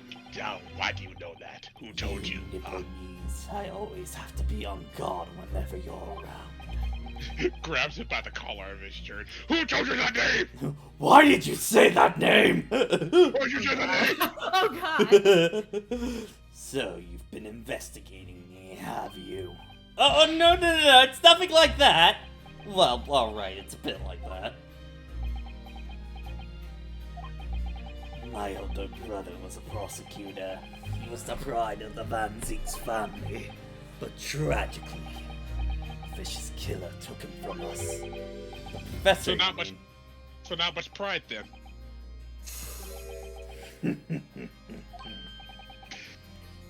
Something funny? That's the extent of what you discovered, is it? I shouldn't be surprised. Sorry? There's more to it then? Lackluster work is very much your trademark, isn't it? You're too kind. Are you tar all Nipponese with the same brush next? So tell me, what's your interest in that historic incident? As it happened, Lord Van Zeeks, there's a rather curious case that comes to our attention. Are you aware of Madame Tinspell's Museum of Waxworks by any chance? I am, naturally. I believe that since last month I've also featured in one displays there for public scorn. Of course the infamous reeler of the Bailey would be exhibited, wouldn't he? Well, a particular waxwork had been stolen from that place, and held for ransom. A particular waxwork? Which... Wait! You mean... Yes, it's the professor. Mr. Schultz is investigating the case as we speak. I was unaware of that. It's turned white as a sheet. No worries. Are the police trying to locate the engineer, Mr. Trevor, already? Surely that goes without saying. We're very likely very keen to see him found as well. The trouble is, we don't have much to go on aside from the description of the man we heard in court earlier. The one you pulled that book out of thin air, girl! Which... yeah, this outfit needed some more work. Which, according to Professor Hairbrain, was the tall, thin gentleman who has a straight white hair and wears a black monocle. So, I was just wondering, I mean, I realize it's probably not possible, but, We very much appreciate any more clues you can give us. wow, Sato-san really knows how to take the bull by the horns. Fine, why not? I have a photograph of the man here from the investigation 10 years ago. Though it appears he already has had that black monocle by that time.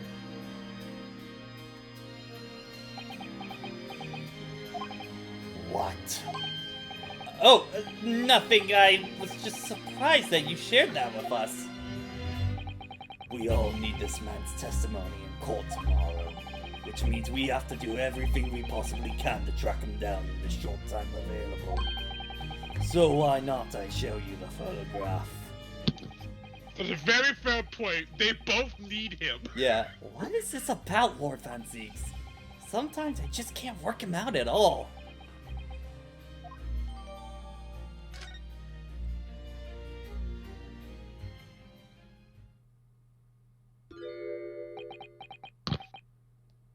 I think that moment is more interesting just because I feel like if this was the older Ace Attorney games, depending on the person, he probably would not have given you that photograph. Yeah, I think like only Edgeworth or Blackwell might have given you that kind of deal.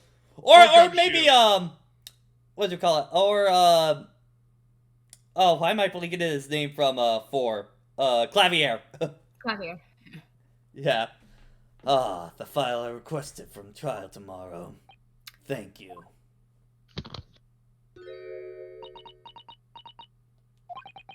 Are you alright? Who is this man? Mr. Naruhodo. Lord Van Zeek's apprentice, apparently. So I'm not the only one. Sato-san could see it too. Yeah! Yeah, I know exactly who it fucking is. Lord Van Zeeks! May we speak with your apprentice for a moment? With him? Why?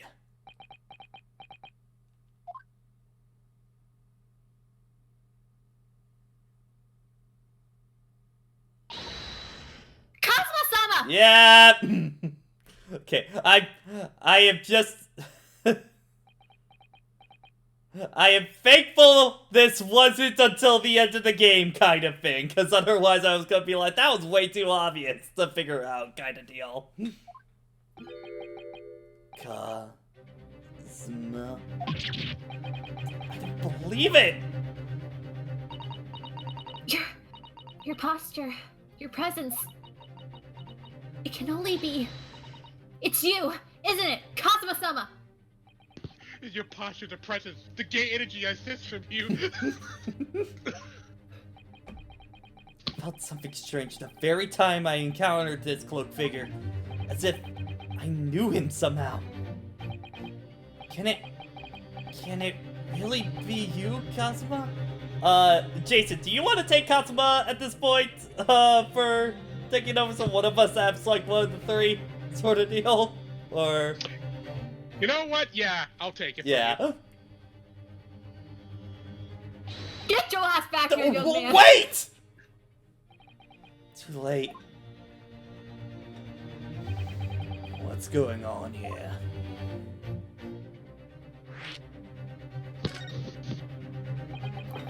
What is your interest in my apprentice exactly? You act as if you know the man or something. Well, Since when has he been in your care? I don't recall having an apprentice before I left Britain 6 months ago. Lord Strongheart introduced him to me about 3 months ago now, with instructions to mentor him as a prosecutor. But he didn't tell you why, did he? The man appears to be suffering from amnesia. He's forgotten every detail about himself. He has amnesia? Tomorrow, he will appear in court by my side. What? He's to serve as my judicial assistant on Lord Strongheart's orders. He'll be in court with us? Now then, unless I'm mistaken, I believe this conversation has run its course. Oh. Now I actually do wish, because that is something I didn't know that I would actually like to see until you said it out loud. I would like to see a future Ace Attorney game give like a prosecution. Hey, you have an assistant? I have an assistant, and here they are in court, and they have slightly remarks specifically towards your assistant. Yeah. Yeah. Yes, thank you. I definitely saw a reaction there. Sato-san called out his name like that. It seemed like it hit a nerve. When she called out Kazuma-sama.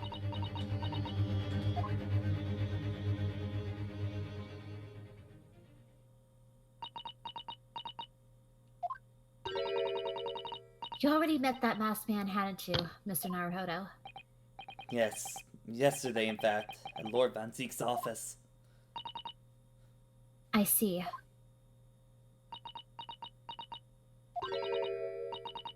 And if Kazuma-sama really is still alive, it means that Mr. Sholmes lied to us. I know. Gonna need to speak to him about that. You're going to have to leave now. The forensics investigation team will due to arrive shortly. If they find you here, it will cause problems. What sort of problems? The kind you're not supposed to be here, The problems. chicken nuggies problem. Well, we could do without that. Alright, we'll be on our way. Let's go, Mr. Sato. Of course. So, yeah. So you know that thing I talked about in case 3 about something that kept us going, What do you mean of like, kind of? You see a hooded man just comes out of nowhere in the plot and just like, Yeah. You look familiar. I mean, again, I'm glad that it's not drawn out for the entire game, because I would have been really disappointed if it was that obvious that it was Kazuma, because the thing is, as soon as not my badge, hold on. It was the badge! It was the badge that drew me in. But it was like, as soon as I saw his face structure, I was like, that's Kazuma. Kind of deal, like... In that case, I 100% recommend for you to save that until the end of this case. Yes, we'll see when we get there, kind of deal. But I'm not sure how that changes my... I don't think that really changes my opinion on Case 2 for the original game, though. The fact that he's alive or not, kind of deal. Because I still think the case itself is not that great. I will say for this supposed plot point, I feel the mystery is less of who is the man. It's more so how. Yeah. Actually how. That's what I'm curious on for when we get to trial, and I'm very excited for that on it, but continue on. We'll put a pin on that. Sophie, I'm to do a lot of talking. Oh fuck. I believe this is Mr. C's laboratory. The chemical smell really assaults his nose, and apparently to assault the eyes here too. It's not even October yet. Oh wait. It looks as though the doctor isn't here. But we're here now, so we might as well do some sightseeing, don't you think? What a seasoned tourist have you become, Susato. You can't just look around, being careful not to upset restless souls. Oh, look, blood. Woo!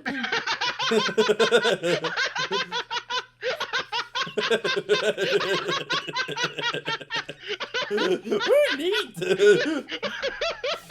Look at all the bottles and gifts that Chelsea cabinets. What's the The image assortment that you of just put chemicals? in my head for just saying that line. It's like just how I'm looking around the room. I look blood. My blood is black. Oh dear. These ones here are labeled highly toxic. Ugh, that's worrying because there's also things that look like salt and pepper shakers here. Oh yes, they're actually called salt and pepper on them. The doctor probably spent a lot of time in this room, supposedly. Perhaps she has meals here sometimes? Life goes on, even when you're surrounded by death. Skeleton. I mean, Skeleton. Oh, look at this. What a magnificent display case. you gotta have a certain mindset to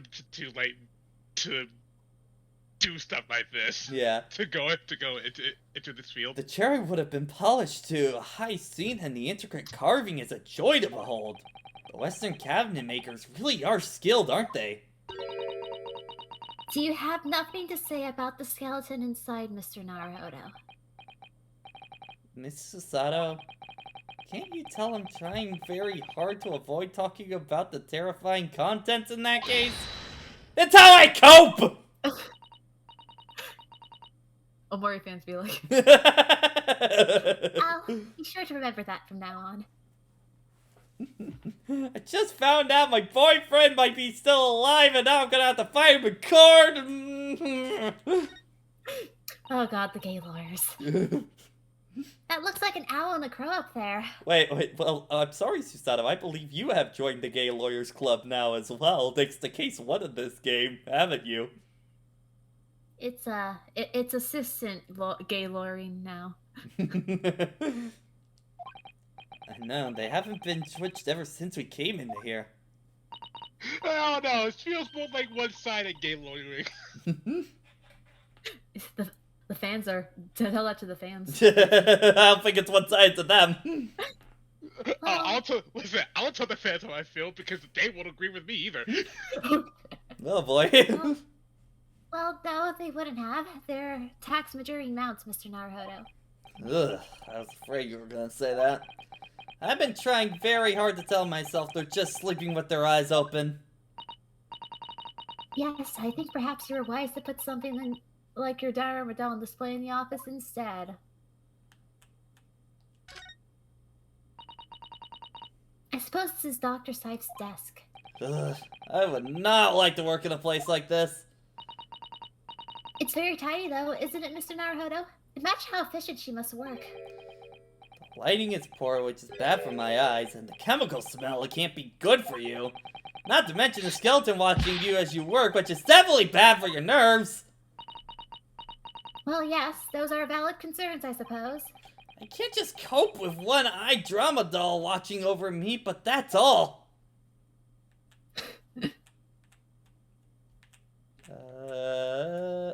There we go. Look at this big, thick book here. It appears to be an accounting ledger. It's a record of the forensic investigation team's spending, I think. Oh? What is it? It's clear that the team purchased various equipment to supply on a monthly basis, but... What? Well, one entry seems rather strange. Really? In what way? They're buying 500 scallops every month. 500? They must be working really hard on dissecting corpses. I don't know. Judicial autopsies are only carried out in certain special circumstances. And scalpel blades can be sharpened, too. It does seem a bit strange, you're right. 500 scalpels a month? What could they possibly be using them all for?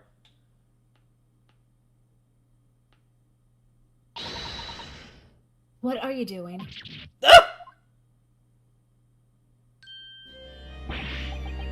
Sorry, we just had something we wanted to ask you, but you weren't here, so... So as though you snoop around. Not acceptable for you people of the East, is it? Well, what do you want? Lord Strongheart told us, you see, that you were the one who examined the victim's body, or Mr. Asmon's body, I mean. So we came to ask you about your findings. On Lord Strongheart's advice. Very well. If Lord Chief Justice has given his consent, I'll tell you what our investigation reveals. When we're done here, you must leave immediately. I gotta say, your theme is quite bopping. Yeah. Yeah, I really like her theme.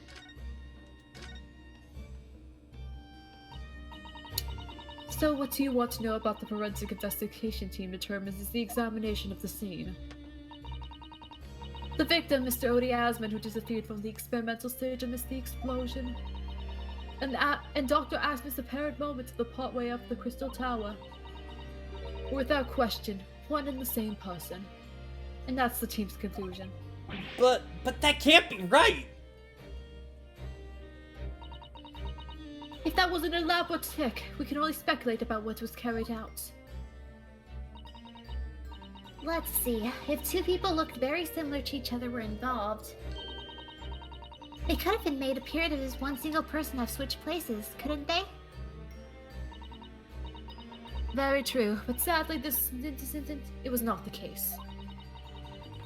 The man who disappeared and the man who subsequently reappeared was the same person. The fingerprints of the scene made it quite evident. Fingerprints.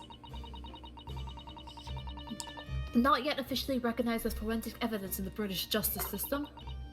But one day, they will be used as an investigation aid as a matter of course. Oh my, but that would mean that the institution actively took place. So, where does this leave us?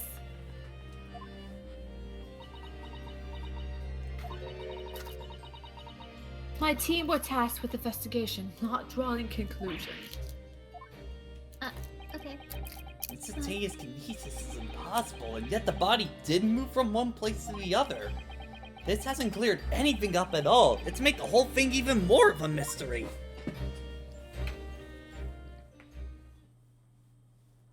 Ah!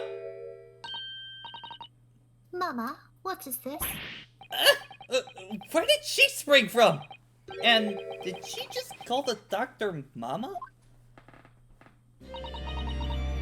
This is the lawyer, dear. Oh, Hello to meet you. Pleased to meet you. Yes, I'm a defense lawyer, Ryunosuke Naro. Mama, Yes? can I cut this one up? What? Ah! I never seen the inside of this person before. I wanna know what it looks like. Of course you can't. It's a live specimen. You can very well see.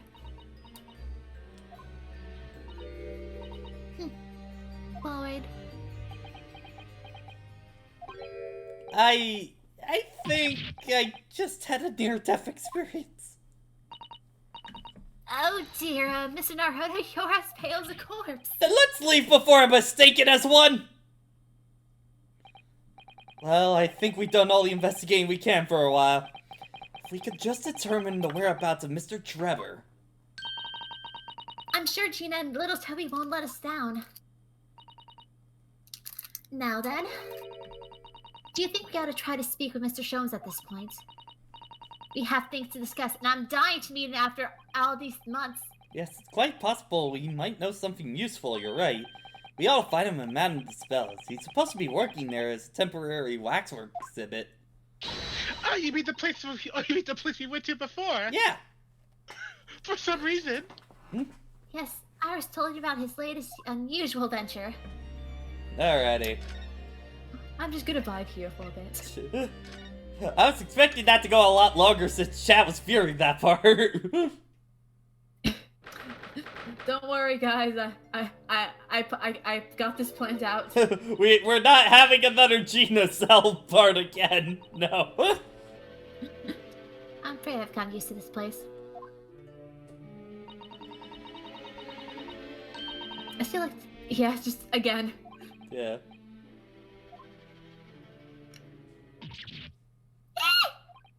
What's the matter? Look, Mr. Naruto, look at that waxwork. Oh no. we have the DLC costume prototype. Oh boy. Congratulations, you played yourself. Do it. I'm quite sure he wasn't there before.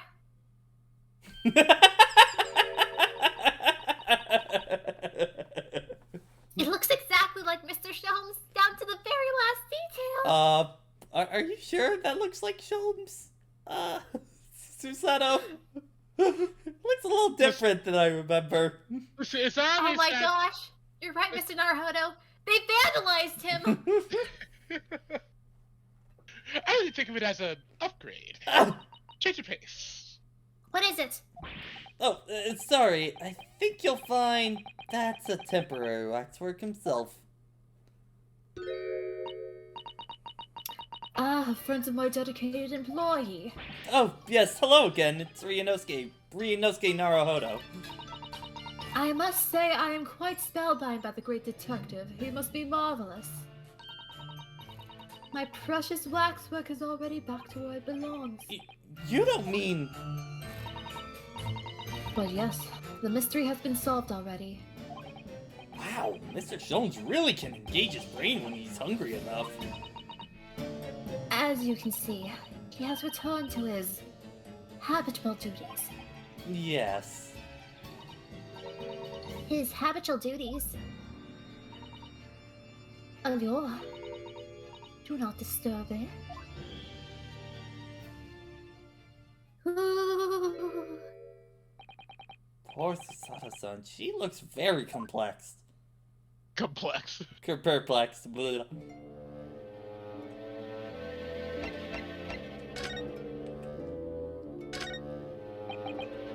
Ah yes, the heavy curtains in the middle of the House of Horrors. Whatever's on the other side of them, you know it's just gonna be terrifying, don't you? The sign says it's Madame Tisfel's special exhibit. It seems you have to pay extra to go inside. By the way, Sophie, how much more of the investigation would you say that we have left? Because I know the part that we're at, but I forget how long it goes. I say we still got about a good hour. Alright. I know, can you If- believe that? Pay more money as if we weren't scared enough already! It's not my doing, Mr. Naruhodo. I kinda wanna get her reactions to the other stuff in here real fast. What a horrifying scene! I'm gonna recount in the grisly act! No, and in case you were wondering, it's the one with the big knife that's supposed to be the killer. I don't think anybody would be any doubt of that, surely. And did you know that according to the description, the bathtub in the back has no particular significance? What? Really?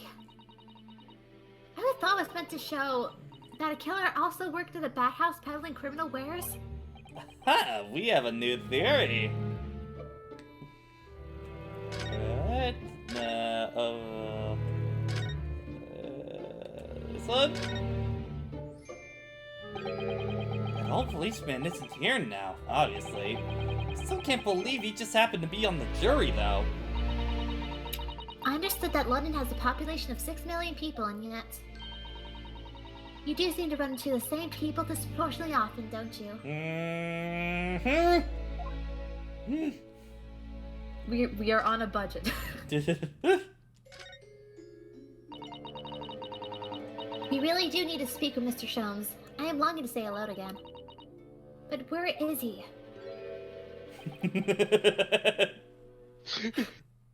Out of context. Scenes out of context. The costume is just kind of making this better on this one. I think you might find he's quite nearby, actually. Oh? What? What? Indeed, my dear fellows, it is I! The world-famous great detective with air waxwork, Sherlock Holmes. No, we're stopping the costumes after this session, I believe. Cause we gotta be back in serious mode after this one, so. Oh my gosh, you have cleavage. Susato-san! Susato-san! Oh my goodness, his chest is bigger than mine. Stop!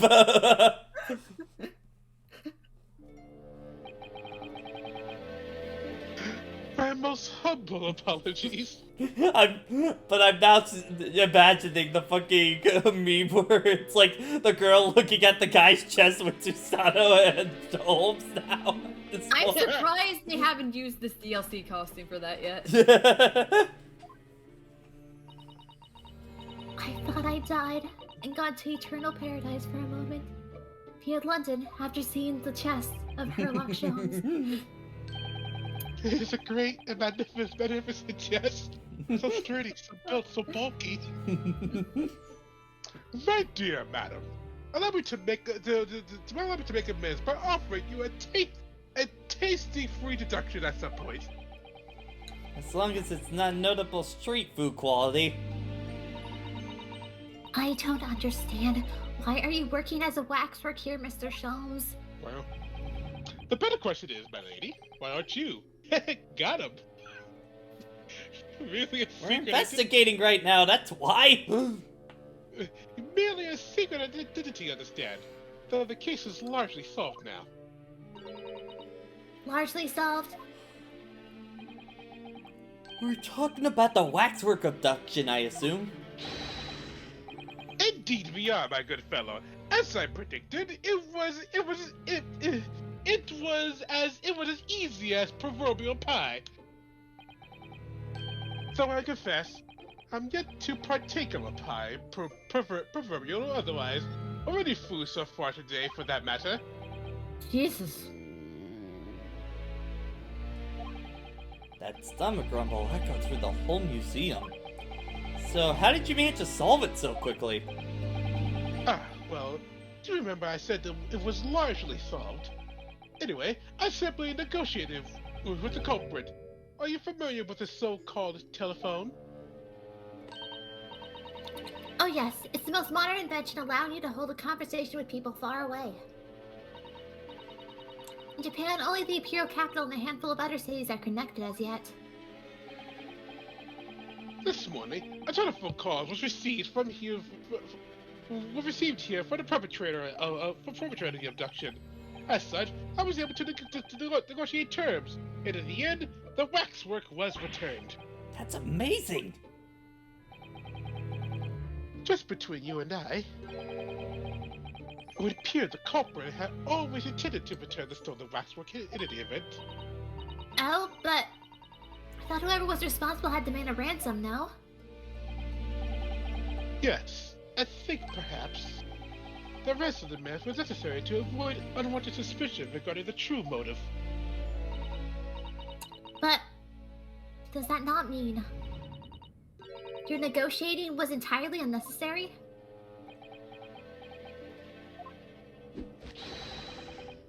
I felt that I must ask you to keep from a dog to spell an A hungry young Iris always will return to Baker Street after all. Poor Iris. A fact that he himself knew, but he needed the money. What she doesn't know won't hurt her, alright? Yeah, listen, you're 100% right, but I needed the money, okay? So Hey, we need to keep that house, all four of us, so please shut the fuck up. Please, I'm begging you, don't snitch. After all, as far as I've heard, snitches do indeed get stitches.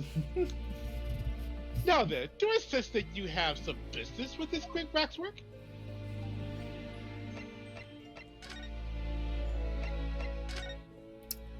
Good.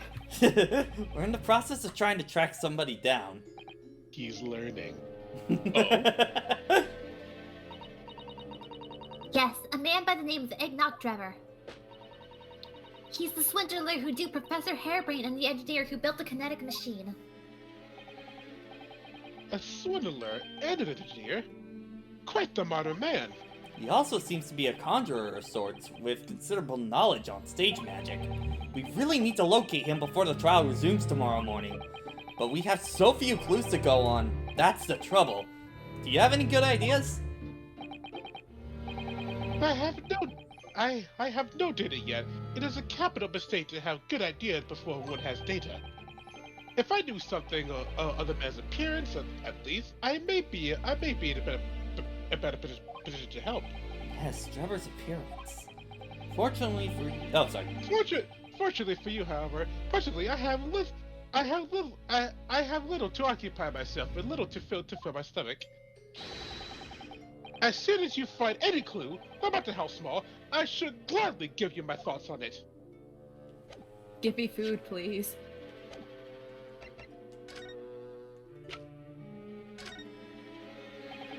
Mr. Sholmes, do you cast your eyes over this photographic print? It's a Mr. Eggnog Trevor.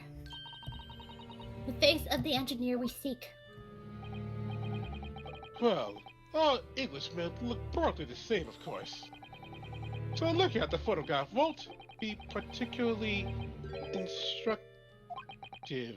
Are you alright, Mr. Sholmes? Ah, yes, forgive me. Very interesting, this. Very interesting indeed. What's wrong, Mr. Sholmes? You turned quite pale all of a sudden.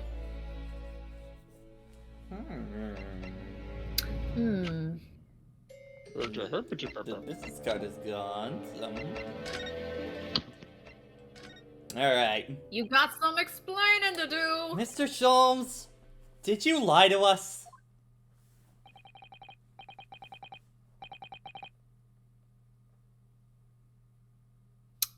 Jason? Sorry. My dear Mr. Naruhodo, stay that piercing stare. What is this about? Last winter, when you were first on our way to prison aboard the steamship. Your words were very clear. So... Yeah. So then, let us unravel this mystery and discover what events led to this curious murder. You told us that it was murder. And you examined Kazuma-sama's body. Indeed. And wherein lies the problem. We met him earlier today. The victim, Kazuma Asogi.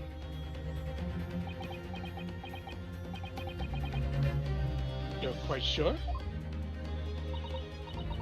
He was wearing some sort of mask. He was apparently suffering from amnesia. But yes, I'm quite sure. It was Kazuma-sama.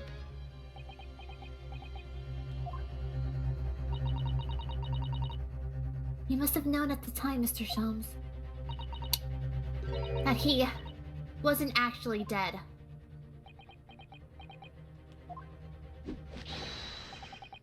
Well, I can only assume I was swept up in the murderous atmosphere of the moment. But the fellow wasn't dead at all.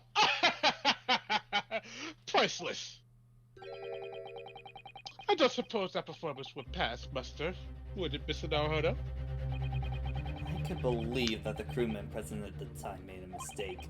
But not you, Mr. Sholmes.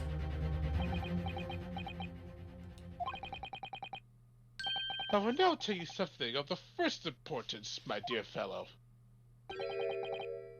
Great detectives are wont to lie. It will serve you well to remember that. Please, Mr. Sholmes. Tomorrow in court, you will find yourself on the threshold of a very great mystery. For now, I'm afraid that is all I can say. I have a suggestion, Mr. Naruhodo. Will you indulge me? Oh, well, what is it? As I explained to you, when you arrived, the missing waxwork has been returned, and I personally reinstalled it in the exhibit from which it was taken, behind those thick curtains. Oh, yes, the professor exhibit, isn't it? Would you like to see it? For a mere 5 shillings. That's a special, one-time only price, you understand? What? The opportunity will come again, I might add. Wouldn't you like to see the fruits of my labor? Oh, well, we do have rather pressing investigation to carry out. Perhaps we could postpone. The price is a very reasonable 5 shillings. I think you'll find it well worth it. Are you being quite serious, Mr. Sholmes? Surely you only need. Surely you need only look at my expression to ascertain if this is serious. If this is serious, it's a silliness. Yes. I can never tell with you. That's the point. Very well, it couldn't hurt. Here's your 5 shillings. Gracefully received. So, the special exhibit awaits behind the curtain. I invite you to pursue it at your leisure. Whoosh, whoosh, whoosh, whoosh. Well, the money's been spent, so let's go see this special exhibit. We need money, so we need money so bad that you bribe $5 for your roommate. Those heavy curtains at last.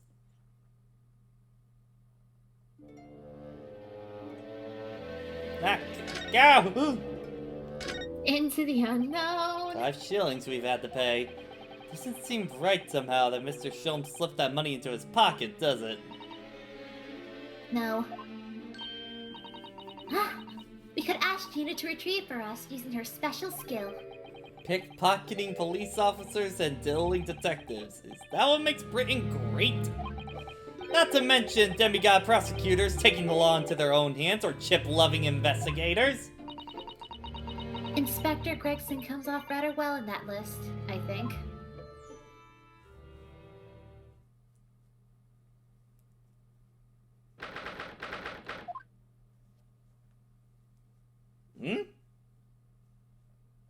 That is indeed the most feral murder of them all.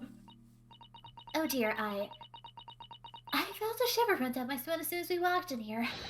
Mr. Sato! I say we turn our heels and head straight home via a really big confederatory. We certainly can't do that! We paid 5 shillings already! My 5 shillings! True. Actually, now I'm looking a little more closely. Oh yes, this thing. You paid good money to see an exhibit that's clearly incomplete. The nerve of that diddling detective is far more terrifying than anything in this place. It must be what Mr. Sholmes meant by saying the case was largely solved. Being that, hey, Mr. Sholmes heavily implied there's about clue in the engineering here. Didn't he? But where? Since we paid the 5 shillings, let's do 5 shillings worth of investigation, shall we? Yes, we will get what we paid for. That's the fear or frustration that's making Chisato-san's voice tremble. Alright.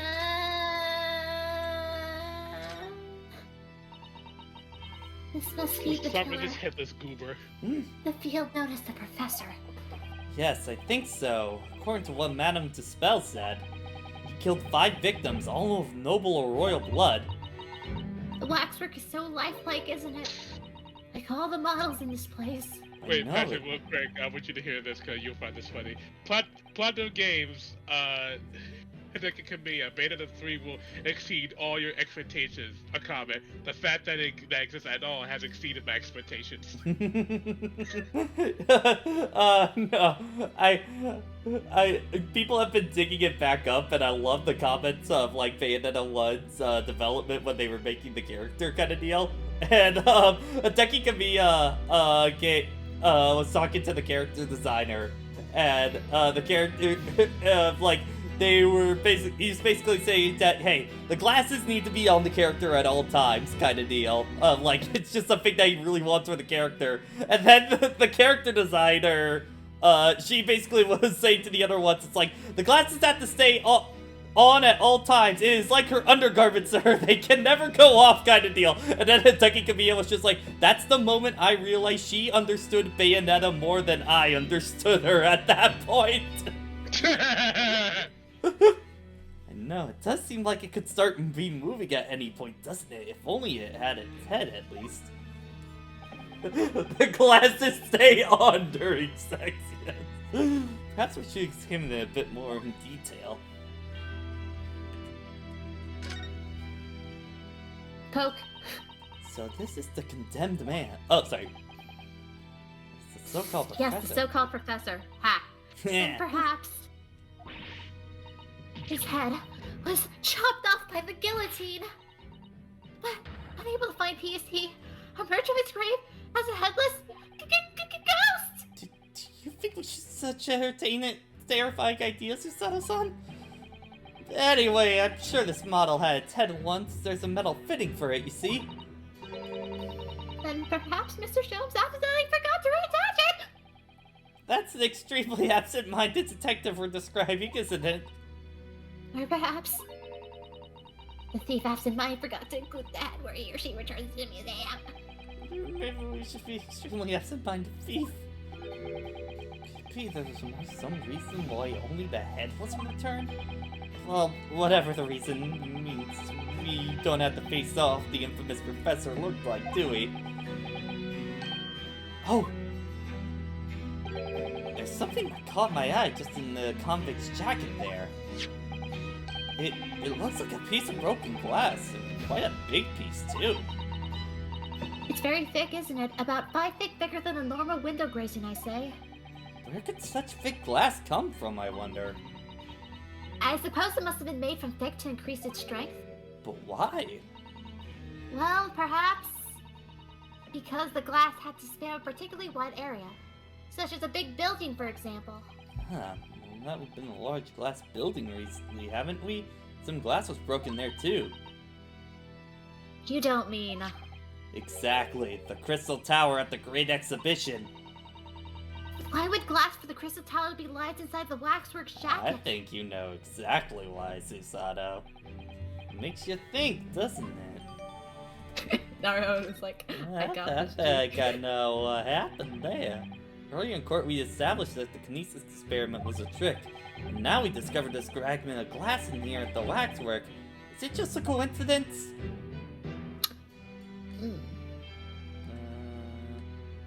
I think you can look around, like you can zoom out. Yeah, I think we can go. Yeah. Just Shovel! Shit! This party exposition is just disturbing as the rest. It looks so real. Seems like a young man with a white overcoat. And he has a large shovel in his hand too. Look! Perhaps we should investigate a little bit more detail. He moved! Oh,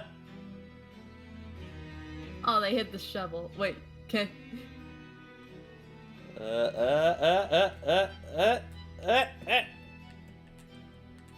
Ah! Oh! What a large shovel. He's holding it rather ominously, isn't he? What on earth is this man doing with the shovel at the graveyard in the middle of the night? Miss Susato? Yes? That's a spade, isn't it? No, it's a shovel. No, shovels are for digging!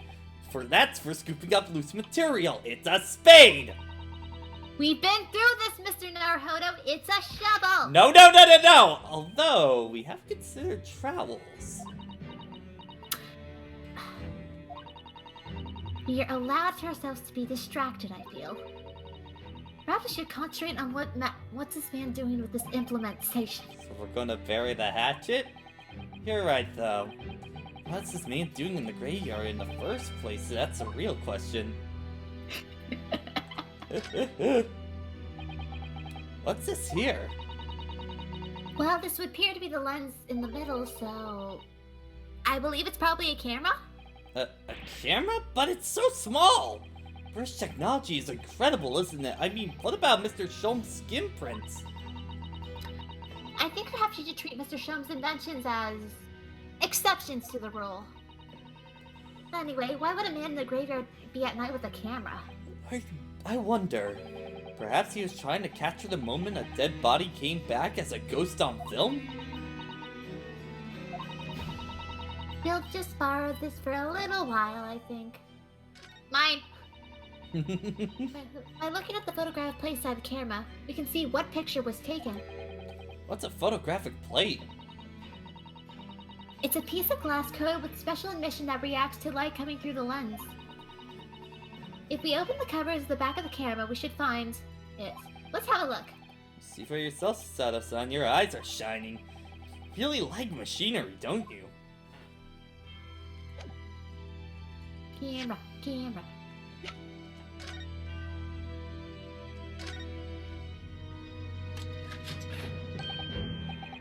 Look, the camera cover came open. Yes, now, there should be a glass plate inside. You have to change the plane with each new photograph you want to take, you see? Is something wrong? There's no plate. It's been removed. Ah, what a pity. But I suppose if you think about it, this wouldn't be the actual camera that was used at the time, just like the waxwork isn't a real person. So we never found the photographic play executed convict coming back to life anyway. Oh yes, you're quite right, of course. Aren't you, Sato-san? She looks devastated.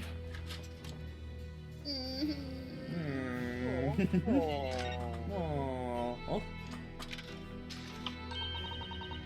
What a wonderful machine. You really like contraptions like this, don't you? Oh yes, anything mechanical I find absolutely irresistible. Almost irresistible, surely. Well, whenever I see a pocket watch, for example, I can't help myself. I simply have to take it apart. That's worrying. Yes, father tells me all the time for running through his stomach now. He's given up having a watch. Poor Professor Mikotoba. Back to investigating this dude. Blah blah blah. Blah, blah, blah, blah, blah, blah, blah.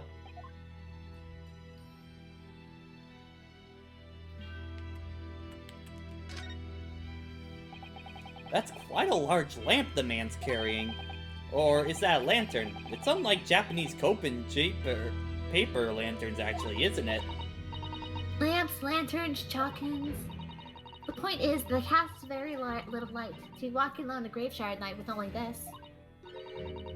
Well, I certainly couldn't do it. I'm not sure I could visit a graveyard at all, even in broad daylight, to be honest.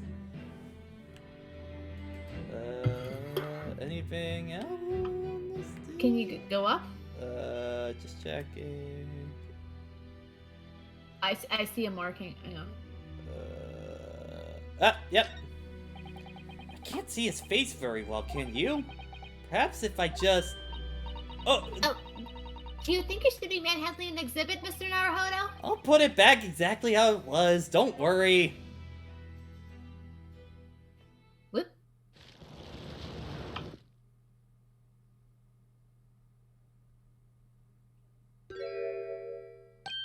What on earth? How can... I don't believe it! The Black Monocle! Mr. Naruhodo, is it possible this man is... Yes. Tegnak Drebber! The color of his hair is different, but... It's unmistakably him!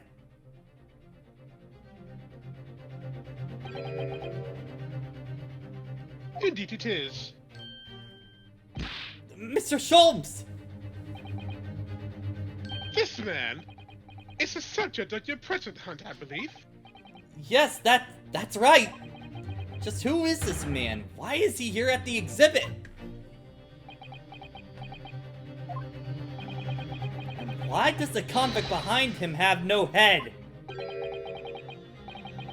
The head was missing when the model was returned by the theft who stole it. What a surprise. So then, in that case, it isn't solved, is it? Did not say so myself. Largely solved were my words, I believe. But I must locate the missing head. To suit, as Madame would say, or I'll be in grave trouble. A very hungry island still awaits my return to Baker Street, preferably with rations.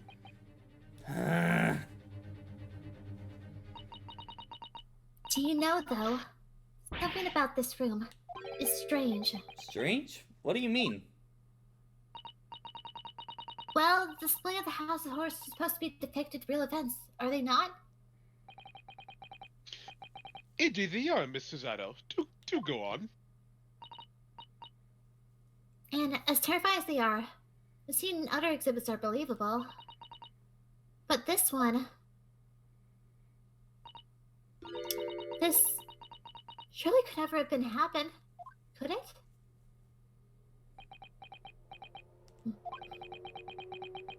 I think it's time I educate you a little about the nature of the incident involving the professor 10 years ago.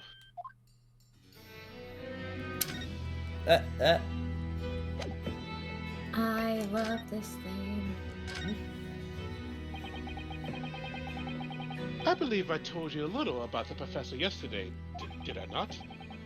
He took the life of 5 victims, everyone being either a member of the aristocracy or royalty. All were attacked by an enormous hunting hound and had their throats ripped from their body. Oh gosh, an enormous hound? How awful. The Hound of the Baskervilles! After taking the life of his 5th victim, the killer was apprehended. It was a case of unprecedented magnitude in Britain, you understand. Accordingly, the professor was tried in a closed court. No members of the public were permitted. Closed court? So you mean the professor's identity... As you surmise, my dear fellow, his identity was never made public. Naturally, he was found guilty and was summarily sentenced to death by hanging. He was buried in a grave at Lowgate Cemetery, which adjoins the rear of the prison where he had been held. However, that was not the end of the affair. Oh? The very night he was buried, the convicted man came back to life. Came back to life? He clawed his way out of the grave and emerged into the moonlit graveyard. The exhibit here depicts that very scene, as described by the sole witness to those chilling events. There was a witness? But of course, my dear fellow, it was none other than the young man in the white overcoat. Ignat Trevor. You saw it happen?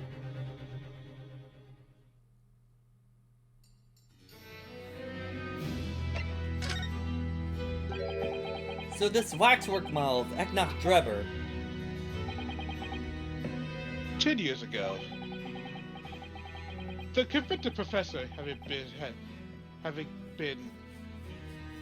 Debated? Debated? debated. The convicted professor, having been debated and buried, emerged from his grave in the dead of night.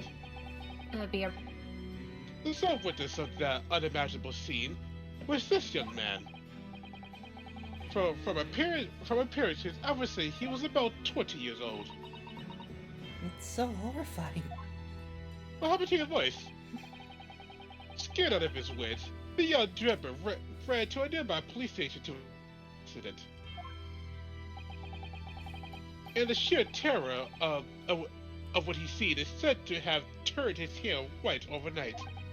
Yes, as shown by the photograph we have of him, his hair is completely white.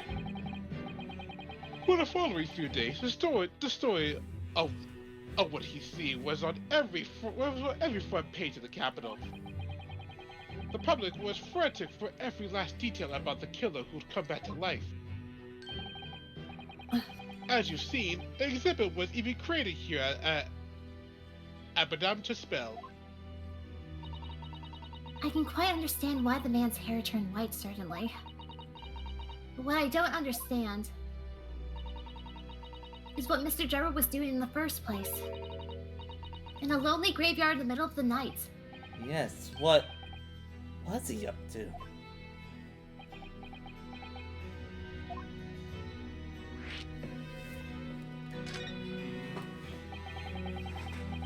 The professor's acts of terror threw London's upper classes into my bad.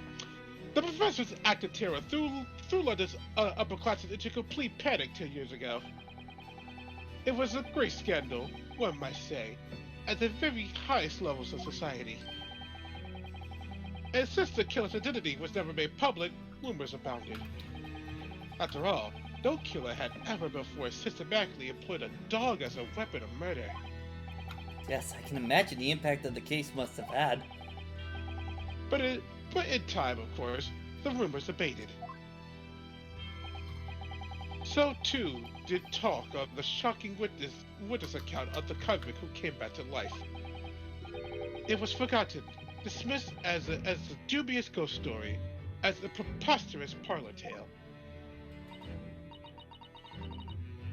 But why did people stop believing it? Why? Because there was no resurrection to speak of, as was established in fact. What do you mean by no resurrection? The police investigated the grave in Lowgate Cemetery and published their findings. The convict's body was found to be buried exactly where it had been following the execution. No! That would be Mr. Drebber. Must have lied to the police and the newspapers.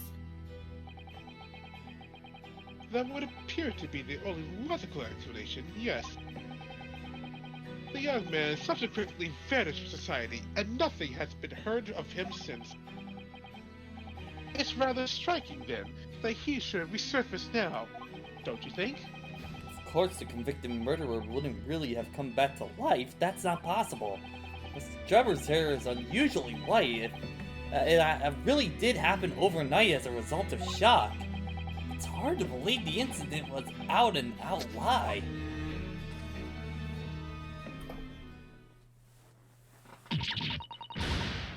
Ah! What the bleeping Norody? What you got him done? Gina, what are you doing here? Oh, you know what I'm doing here. I asked Cyrus. She said where you've been. So, Gina, no one's still allowed in the museum. Manager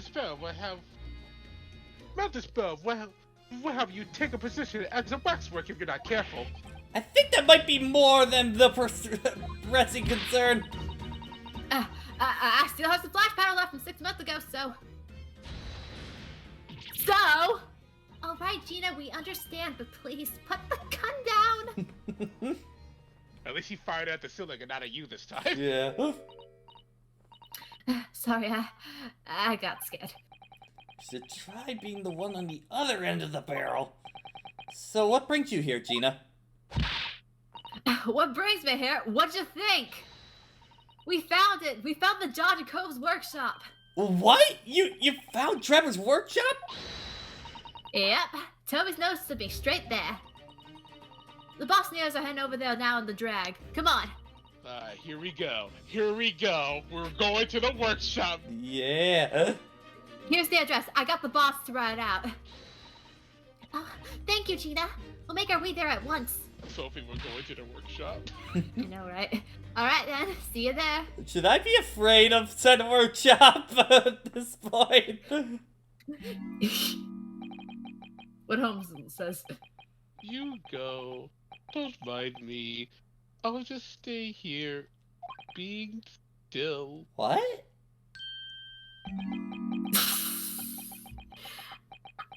Wait. I think there's supposed to be a hat there. No. Maybe I don't. Hold on. Hold on. We're gonna save right here. I understand what the effect that they're going for. Like, you know, the classic, I'm so sad that my hair's covering my eyes so you can't see my expression. We're gonna quickly. Oh yay, a gravesite! Yay! Alright, I think at this point we'll put everybody back in their usual outfits. Oh, you're not gonna leave our huddles on at least. I do really like these two ones a lot. Kind of deal. I think I actually like them a little bit more than the defaults, but like at the same time, we want them to be played a little bit more serious than, you know. Well, like what do you guys think? Should we leave these two on? Like for Shobes, I'm definitely keeping his default one on. If depends on the, I guess I would say depends on the chat. I think we can leave them on a bit longer. Alright. I'll have everybody be in the Eastern attire for... But before you go back, we had to see, if the hat's supposed to be... It does a better job of covering. Yeah. Yeah, so let's see if this is actually properly work now. At this point. Yeah, okay, there we go. Yeah, okay, yeah. It is, it's good for that set. It just looks weirder without the hat on. I know my place. Japanese Junior Jumble is too broken. Oh dear. Someone feels sorry for himself. He went and changed real quick too. Let's go, Mr. Shobes, you're coming! It was hard to me, I must say, but I were to shriek my duties here. Matter would have me pay monetary recompense if Iris's dinner. Forget that! I'll pay for everything!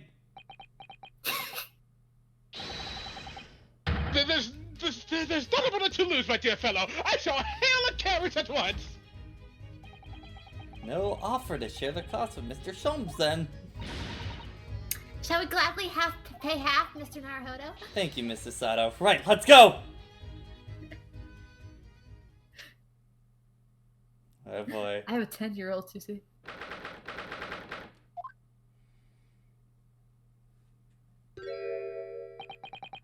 That looks like...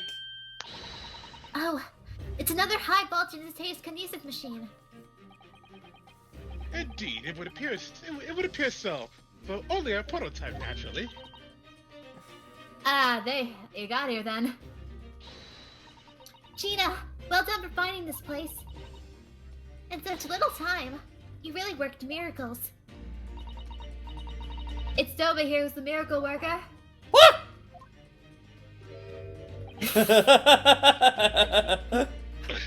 I can't see what I'm buying, and I certainly can't see what I'm selling. But I just don't want to look. It's too horrifying for the eyes. I thought you lot would show up before long. Hello, Inspector. That's one knitted brow. Looks like he's eating a lemon, not a bag of fish and chips. So, Inspector, is there any sign of the engineer? Sadly not. We didn't find a soul in here. Oh, what a shame. Well, thank you for letting us know about this place and giving us a chance to investigate. According to what Gina tells me, we only found it thanks to a clue that you lot turned up. I wouldn't want to say go to parents with a debt of gratitude I'm paying now, would I? Thank you. Anyway, you're hoping to slip around in here. I'd get cracking. One of our Zinks of the forensic investigation team are on their way here as we speak. Them again. I imagine you got the picture by now. They don't take too kindly to lawyer types. Right. So then, my dear fellow, let's turn this place upside down whilst we have the chance. And you, Sholmes. Pardon? They take even less kindly to great detectives than they do to lawyers. Very droll, Gregson, very droll. But you may consider me nothing more than an inconspicuous waxwork model. Alright then, let's see what we can find here. That immediately caught my eye. This is... It's a European-style quiver of arrows with steel bolts inside. Oh, do you suppose? Crossbow bolts, these. And just the right size for the bow you lot turned up at the exhibition grounds. In other words, Yep, that's more evidence to support your theory. It all goes to show that Drebber was the one pulling the strings behind the scenes of the whole scam. Bada bing, bada boom.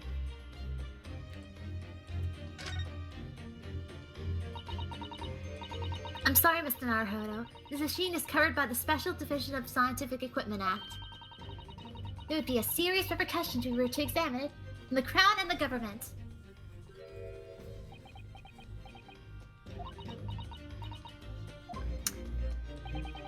well, those two don't seem to be holding back. It's quite hollow inside. No working parts or devices of the deception to be seen, my dear fellow. No loot charge and drop on the floor or nothing. Not even the bone for Toby, or my dear fella. British people are so very much ruled by their own ideals, aren't they? I think that's just these two, Mr. Sato. We're having the biscuits. That the only thing up here, or is there? Hey, it's just the gun. Wait. Oh. What on earth is this? An aeroplane, Mr. Naruhodo. One day, scientists believe it will allow humans to fly freely to the sky. Is that how the trick will be described then, is it? Sorry? Well, it's actually suspended by a thin, very strong cable, isn't it? Oh, well, this model is yes, but a real aeroplane would actually fly high in the sky. While suspended from somewhere even higher in the sky, of course. Because large metal objects obviously can't stay mid-air unsupported. So to you, the solution is ever taller towers. Maybe. That sounds stupid now, but back then. Yeah. Ah, this appears to be most interesting. Yes, most interesting indeed. What do you say? It's an impressive looking back massager, that's for sure. I've no doubt that if you hit your shoulders with it a few times, your aching pains will go away soon. It's a Royal Society trophy for excellence in science. A young scientist could wish for no higher honor. Would you like a massage? No, I'm fine, thank you. I had no idea it was such a grand thing. I think it's becoming increasingly clear that there is much more to this Enoch Drebber than the conjuring tricks. I couldn't agree more, my dear madame. And how about you, Mr. Naruhodo? What did you like taking with you? For your tired shoulders, of course. He's not gonna let that go, is he? No, he's not. I wouldn't let it go either. If you saw a trophy and say, "Oh, this is a good great back massager." This is a great back massager. I wouldn't know what a trophy's like. I haven't heard anything in my life. Oh my god, right? Do you need a hug, Mr. There, Naruhodo? Patrick. Yes, I do need a hug, Mr. Sato. Pat, if it makes you feel better, we haven't earned any trophies either. I've heard a trophy in my life. I was talking for Naruhodo. Oh. It's curious though, isn't it? You expect such an important trophy to be proudly on display somewhere, not haphazardly cast aside. English gentlemen can be quite a mystery at times. So we're gonna take it. Here you go, Mr. Naruhodo. The only time you ever get a chance to hold a trophy in your life. There's a little metal plaque here. Look, fostering brokering talent of the true future of scientific discovery. It seems rather ironic, doesn't it? But clearly, Mr. Drebber was a very talented scientist. Nothing else. I guess we got. Alright. No, back massage, Mr. Naruhodo, please.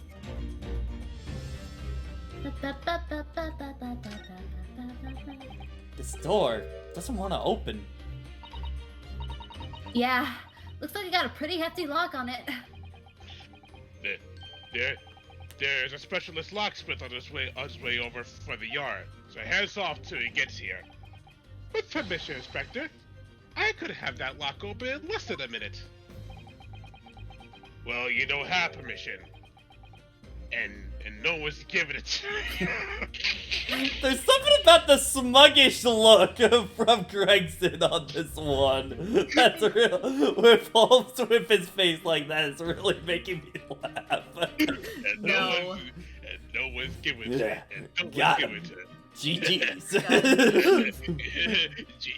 GG's. Gregson looked as though he really enjoyed that. Well, there's no sign of anybody on the other side. No, Trevor must have fled at the first sign of danger. Or did he? Oh? Is something wrong, Mr. Sato? Well, I thought I heard a noise. From the far side of that door. Well, Gina, do you hear it too? Yes, I heard him all. What do you reckon, Toby? Right. Mind the grease. Whoever's in there, open up. This is Scotland Yard.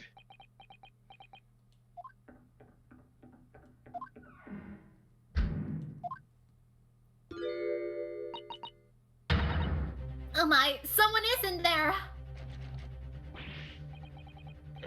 This rotten, bleeding lock. My dear Gregson, as I said only minutes ago, if we counted it, I could unlock the door in less than a minute.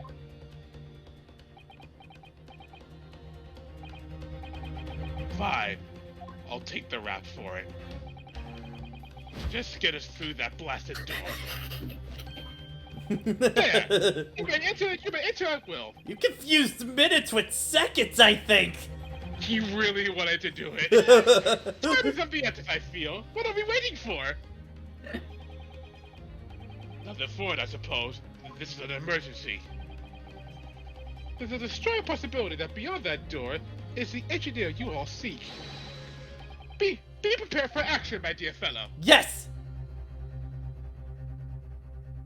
I was a little worried. Huh? Uh-oh.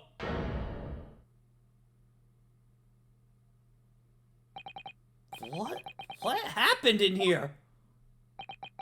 Why is everything upside down? Rats, there ain't no one here after all. But there must be. It was only moments ago that we heard those noises. Maybe it's the sound of Trevor running away. But there's only one door in this room. And no windows that could afford an escape route. Those skylights are too high. What's up there? Are they footprints on the ceiling? Blow me. Really, Gregson? Blow me. What have we here then? Please never use that ever again, Gregson. Looks like someone was trying to burn something in a hurry. That looks like a set of blueprints. To what? To that Professor Hairbrain, bar machine, is it? Blimey, if we had these, there'd be no need to muck about trying to investigate all that scrap metal. There is something a great interest here too. This rope was lying on the floor at the foot of the A rope? of the bed. What's significance about that? No, the costumes are DLC that were in the original game, and so for this Yeah, in 2 you get in the collection you can just turn them on right away, kind of deal. Yeah. So And I think they only apply to the second game. only 2. Yeah. Unless there was a change in the coin, you just go, oh the collection is only allows them in 2. Okay. You see, but you do not, but you do not observe, Mr. Naruhodo.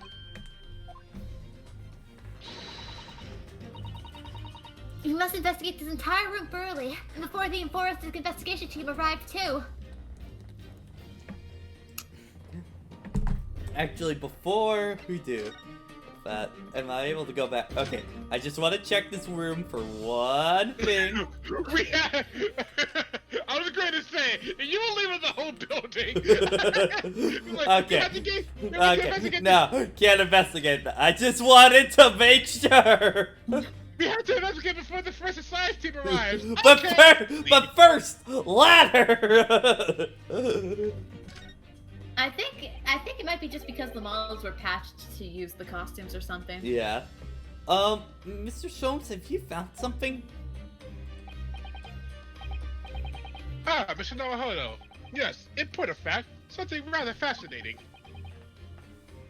What do you make of this? But yeah, I think just because the costumes were made for DGS2, so they only apply to 2. So, you know. Let's see. I've never seen anything like it before. Looks like a bundle of thick cigars wrapped up in a large... Mr. Sato, what's the matter?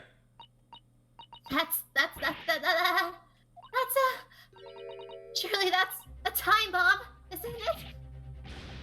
What? Did you say? A time bomb? Sorry, but what's a time bomb exactly?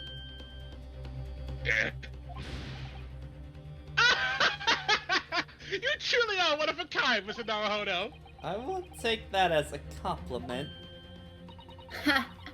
You don't know nothing, do you, Odie? I haven't got a clue what that is either. You don't have a clue of what that is either, do you, Gina? I invite you to consult a dictionary later, Mr. Naruhodo. But this particular specimen is no time bomb, though I confess it has a very similar appearance.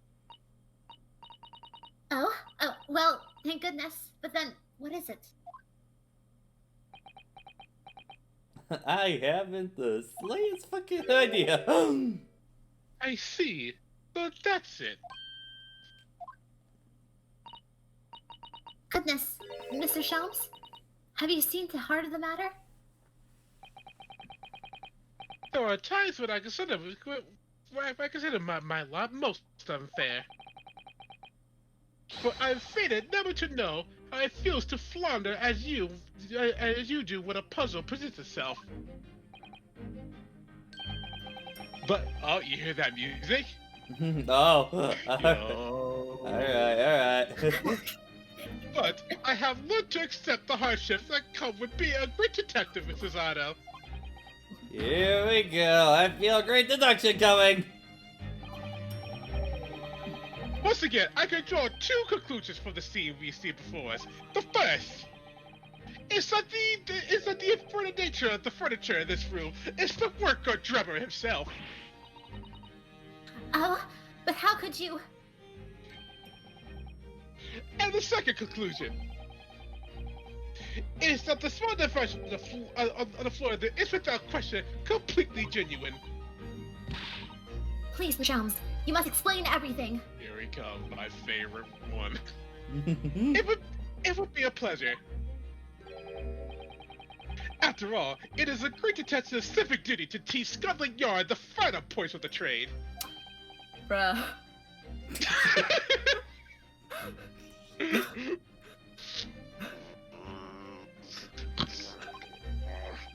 Well, Inspector Gregson seems delighted with the idea anyway.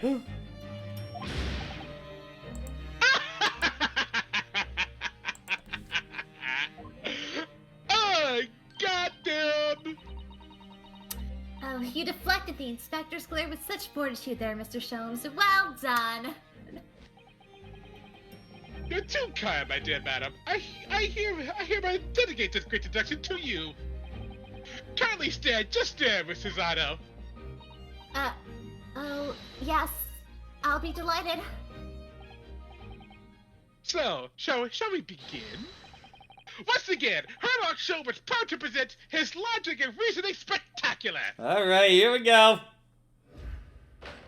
Be a good one. Be a good one. Come on. That's not the right costume. There we go. It's plain to see that this room is in complete disarray. The bed, the table, and chairs, the lamp, everything is upside down. Almost as if every item in the room had until recently been happily positioned on the ceiling, before falling straight down onto the floor. Every item in this room was on the ceiling. Are you suggesting that? Indeed, the key here is gravity. It would appear that technology has at last succeeded in freeing us from the great pull of the earth.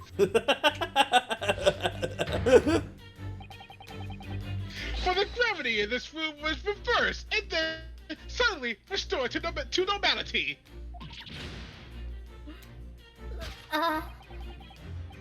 The inverted furniture clearly reveals the truth about the part gravity played in this whole business. I quite understand your skepticism, Mrs. Otto. I too was incredulous at first. However, my conviction in my analysis was cemented when I observed this. An anti-gravity device, almost identical to the one that featured in a dream of mine only the other day, in fact. But then why does it have a clock on it? A most relevant question indeed. That is a timing device that controls where the gravity direction will switch. There was clearly a requirement for the engineer to be able to restore normal gravity automatically. And the commotion we heard earlier from the other side of the door was the moment the restoration occurred. Just snapped to the ground. Yes, the reason why everything in here has been turned upside down is because of the anti-gravity device. So you see, we need look no further to explain the state in which we now find this room. The direction in which gravity acts in here was reversed by Mr. Drebber, before being restored to normality in an automatic fashion sometime later by the timer device. I have witnessed personally this scene in the dream I was had when I fell out of bed. Precisely what I fell out of bed. Teleportation. Nah. Gravity, though. Because gravity was reversed. Teleportation, nah. Gravity, papa.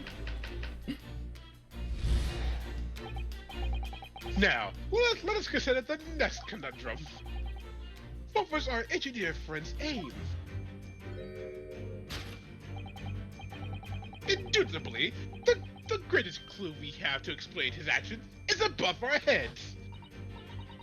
Yes, how is it possible there are footprints all the way up there on the ceiling? A question whose answer will lead us neatly to the truth, my dear madam. The reason there are footprints on the ceiling is because of the nearby skylight. Of course, Drebber's aim was singular, to escape. However, there's but one way into this room, excepting the skylight, that is. Ah.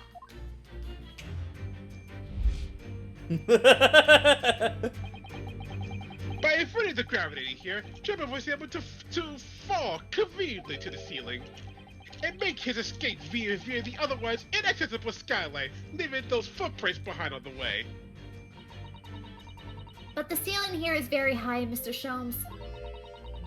If the gravity reverse was sudden, would Mr. have fallen up from the ceiling rather violently? Falling up is both scientifically and philosophically a rather interesting concept, I feel. But the man was cornered with nowhere to run, so escape to the skylight was his only option. You may recall that I found this in the room earlier, which I believe offers a solution. Oh, the rope! To reach the intended destination, what better tool than this rope? By anchoring one end to the wall, the man was able to lower himself safely to the ceiling. Which explains how Trevor was able to escape this room before our arrival. He reversed the pull of gravity and fled via the skylight. And personally, I should very much like to reverse the pull of gravity again now, just for fun.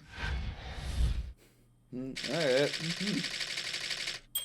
Escape via the skylight. This concludes her last show's great deduction of this topsy-turvy puzzle. So how do you escape the room? He reversed gravity. Why is everything upside down? He reversed gravity.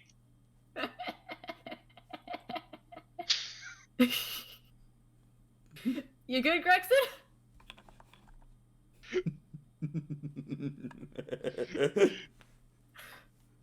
Oh, I should totally have the Switch zoom in function available turned on right now.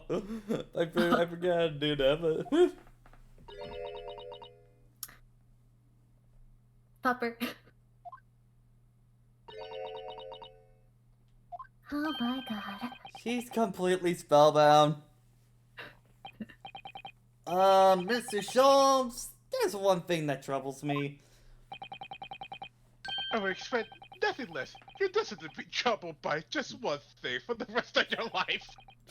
That thing is such a thing actually possible? An anti-gravity device, I mean. I would say that remains current scientific knowledge at the turn of the 20th century. It's not mere possible that instantaneous kinesis. But your whole deduction hinges on it! But my dear fellow, when you have eliminated the impossible, whatever remains must be the truth. You can't take that. That's not what Mia meant by that line at all. So, My hero is a goddamn idiot. I'm sorry. Who is this Mia you speak of? someone that makes a lot more sense than you. Is she alive? Not yet. You're not alive at that time either. Indeed. Oh, she dies, doesn't she? Also, apparently you don't exist in that timeline either because of one goddamn line. That makes no sense anymore in Ace Attorney canon. In our canon or the Japanese canon? True. How implorable it may seem. It's a marvelous line. Wouldn't you agree? A more endearing pearls of wisdom. I had Iris come up with it, the exact phrasing, and my version was clumsy. Yes, I have a feeling I've read something like that, Mr. Sato lent me once. Objection. Actually, there is one other thing, Mr. Sholmes. Ah, the spell's broken at last! The rope you found was on the floor, wasn't it? Indeed it was. It's in lonely coves near the wall. But if Mr. Driver used to escape your way as you described, wouldn't it still be tied on the wall?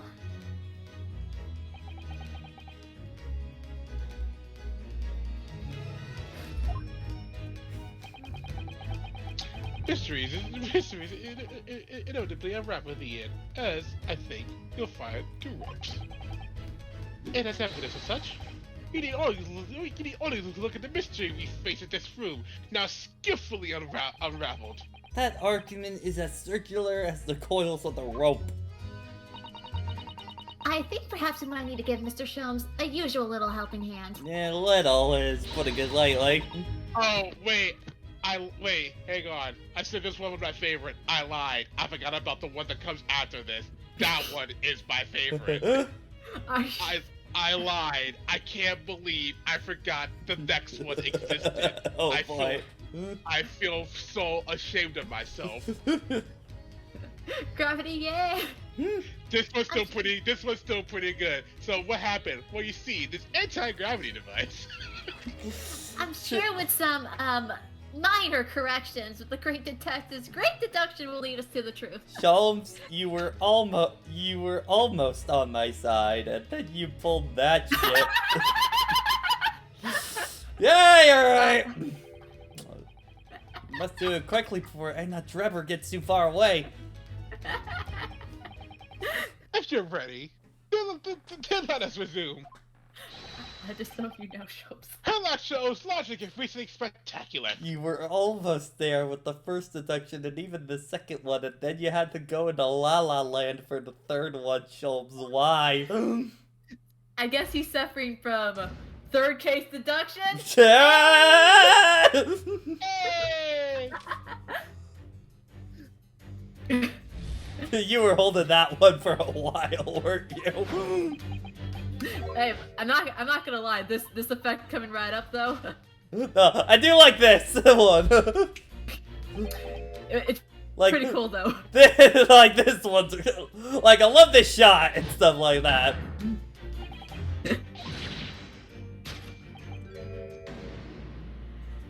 Alright. To think gravity could have been reversed in this very room, I find the whole idea utterly enthralling. Only Mr. Shops could have seen such an explanation. But the man himself admitted that it's a scientific impossibility, so... Yes, you're quite right. We must completely discount the idea at once. Ooh, that's unusually merciless for you, Mr. Sato. When you eliminate the impossible, what remains must be the truth. The great detective himself said so, didn't he? While refusing to part with his dreams of anti-gravity devices. Yes, I suppose so. Well, let's see if examining the topsy-turvy scene a little bit more closely reveals proof on what exactly the gravity of this room was or wasn't doing. Da, da, da, da, da, da, da, da.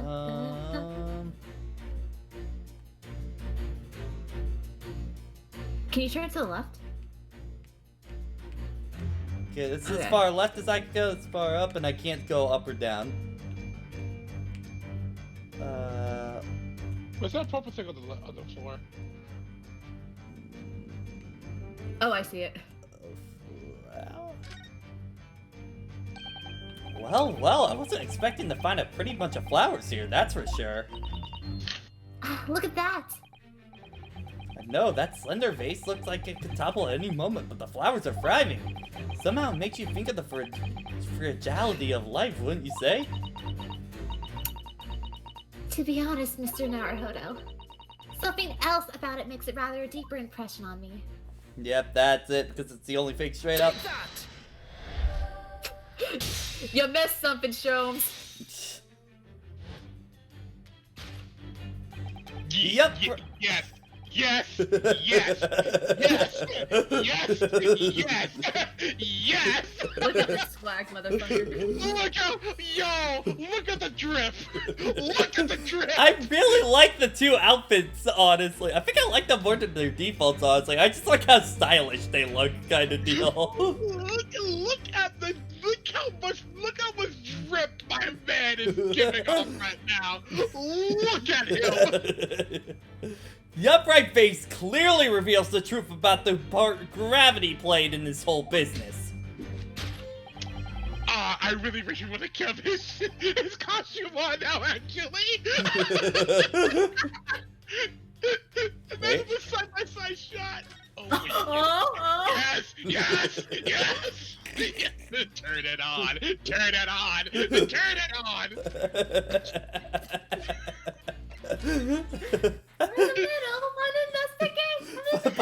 The memes! But the memes, Susano! The memes! Please, we gotta get it! But after this part, we'll turn the Holmes costume off for good after that point, but... Yeah, but these two might stay on for a bit, honestly, on those. You're about to disgrace an entire man credibility by putting him into that outfit again. Anti-gravity device! Look at him. Look at him. Hang on. For one drip master to another. Upon my word, Mr. Nawahono, you surpassed yourself. Look at that fantastic trip. By completely turning my argument on his head. You guys remember And it's screenshot in the servers. Go nuts, people. You guys remember conventions? I do too. If Yeah. it loads. Next No, look at this stuff. Now look at this trip. You could go with this, or you could go with that. Or you could go with this, or you could do with that. Try impressing your sister here, perhaps. No one is trying to steal your spotlight here, Mr. Sholmes. Trust me.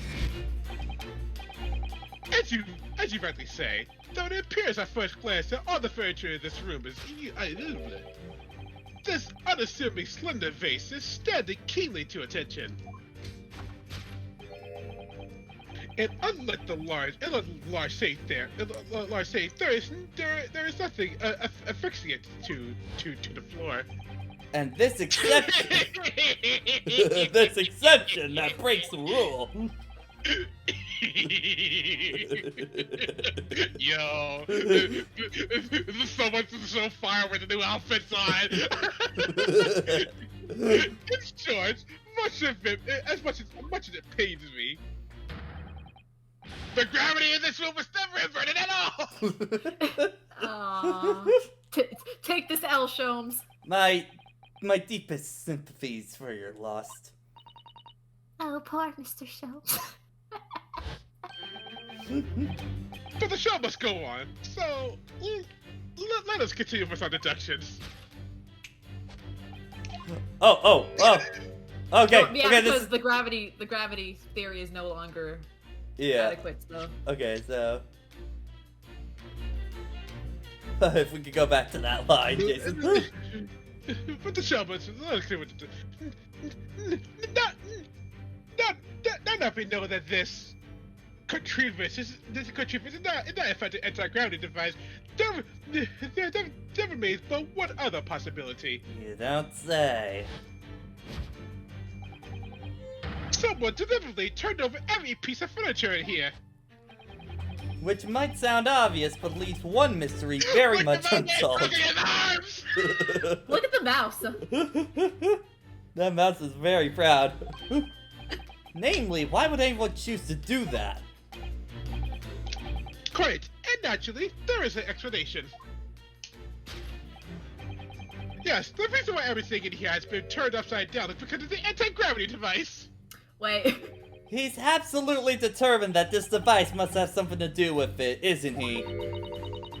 I'm afraid that lure of exciting scientific explanation is too strong. And the Put the trip. outfit back on.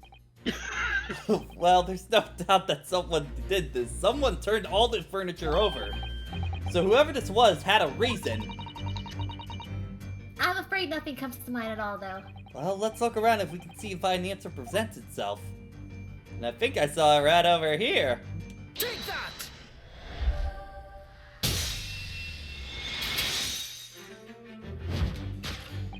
Yes, the reason why everything in here has been turned upside down is because of the safe combination. Precisely. I believe, Mr. Naruhodo, that you had a very similar experience once, did you not? Yes, last year. When I bought a lottery ticket and noted the ticket number down on the inside of the book, cover of the book, just in case. That's it!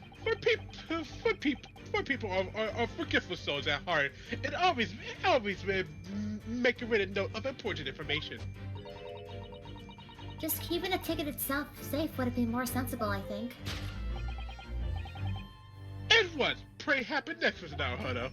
The day the draw came around, I forgotten which book I'd written the numbers in and had to turn my room upside down to find it.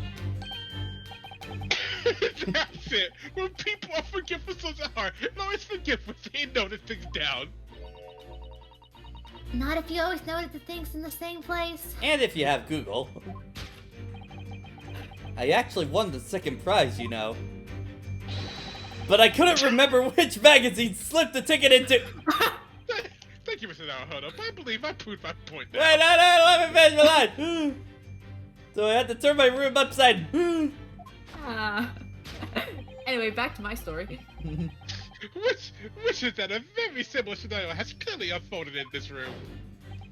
Finding himself requiring access to the safe, the occupant of this room needed the combination to the code.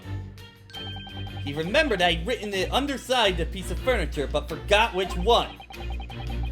Leading to the state in which we now find the room. Yes, Mr. Gerber overturned all the furniture in here in a desperate hurry to locate the combination code that would unlock the safe. The trip is in his mind. I love these costumes. I love them a lot. None of you. Woo! These costumes are just giving this new life. Now, let us consider the next conundrum. What was our engineer friend doing? Okay, yep.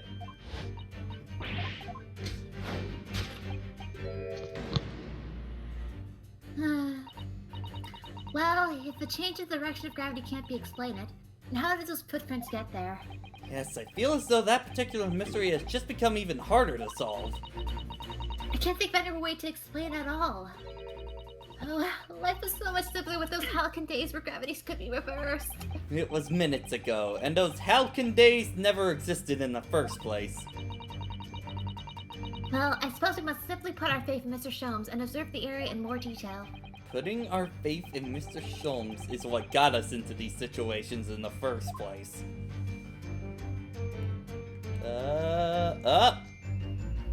What the? Shoot. It's hard to believe, but there's a shoe up here, look! Oh yes, and there are more footprints on this little balloon too. Perhaps the shoe was thrown up there because it got lodged, do you think? If so, then judging by the number of footprints, it must have been thrown up multiple times. Wait, it's a good thing I don't have to work tomorrow, because I just saw what time it is. Yeah. Why would anyone be throwing shoes up at the ceiling, though? Oh dear, that's beyond me, I'm afraid.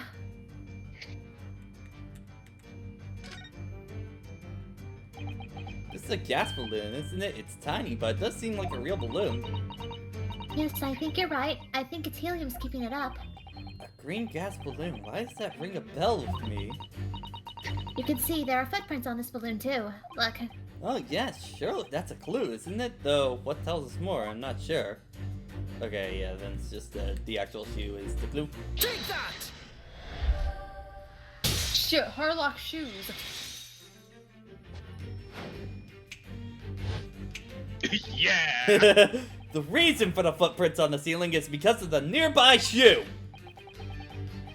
In our closer inspection, there are clearly footprints all over the balloon as well. In other words, the aim was never the skyline at all, but the balloon! But for what purpose? A green balloon. That seems somewhat familiar data. Ah!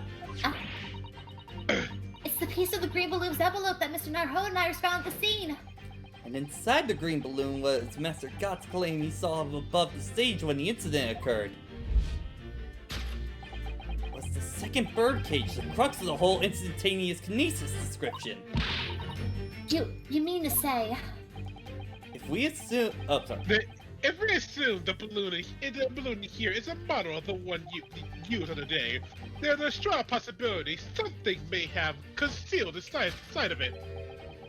Something our absconder was desperate to retrieve before making a hasty getaway. But the balloon's out of reach. Hence why he resorted to a projectile, namely the shoe. Most probably, Draper intended to tear a hole in the envelope by assaulting it with the shoe. However, his efforts were thwarted when the shoe itself became a prisoner at those lofty heights. Oh dear, we definitely need to examine that balloon. If only there's some way we can see inside. You may recall that I found this in the room earlier, which I believe was on the wall. Oh, the rope. To reach the intended destination, what better tool than this rope? Mr. Shams has managed to bring deduction back to the rope. Alright, I have to admit that was clever. So we just throw the rope at the balloon and then pull it down to reach the ground? Which is much easier said than done, I believe. It could take us a very long time as well. True, perhaps there's a more surefire method. In fact, we already have one, of course. Take that! I have a bow. Yeah. To reach the intended destination, what better tool than this crossbow? It was found at the scene, in fact. And in all likelihood, it belongs to Mr. Drebber. If the man had only brought it away with him that day, he could have avoided losing a shoe at such a critical time as this.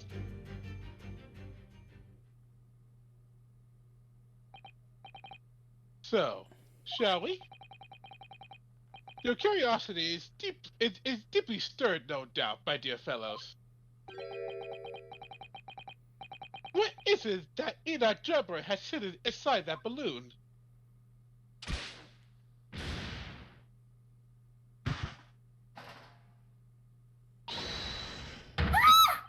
What the? A waxwork? Indeed it is. A waxwood head inside a metal mask. A mask that is shut tight and fastened with strong and quite impenetrable lock. So we can't see the face inside, that means... Just a moment. This is the head of the Waxworks model? Does it mean... Oh, goodness! I see you enjoy the dots, Mr. Zano. Excellent. Of course! A headless waxwork model! The case of the abducted Madame Dispel's model that you largely solved. It was only the head of the killer that was missing. Indeed it was. But I believe Madame Dispel would now have to settle her sizable account with me. This, as you now surmise, is the head of the infamous professor. Yes. Why is it here? This conclusively confirms my suspicions. The man responsible for stealing the professor from Madame Spell and returning it, the tent earlier today, was none other than Enoch Drebber. This is incredible. Professor Hairbrain's case and the waxwork abduction are inextricably linked by Edgelock Drebber's workshop.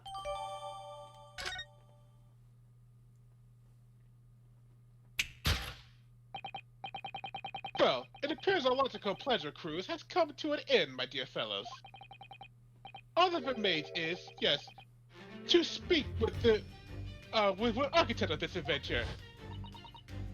The architect? You mean Mr. Drebber?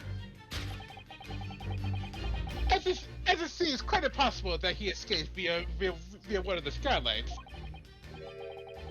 Obviously, the man must still be in the room. What? And his location should be abundantly clear. And you simply reflect on the journey we made together during this abduction.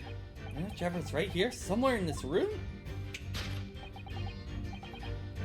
So, Mr. Naruhodo, will you do the honors? Yes, of course. Mr. Drebber's hiding place must be the...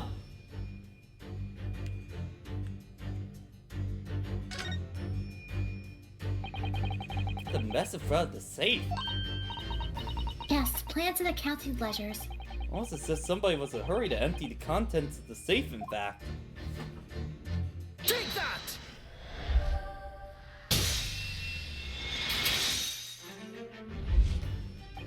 Before we gained access back to the room, we heard noises from in here.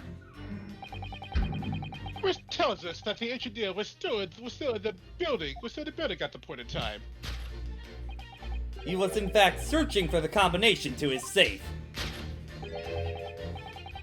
Mr. Presbytai may not attempt to write the furniture that he overturned in the process. This is cool. This is still Yes. cool. This is still really cool.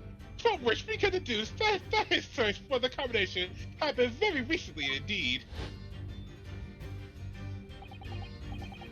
In summary, Mr. Enoch Trevor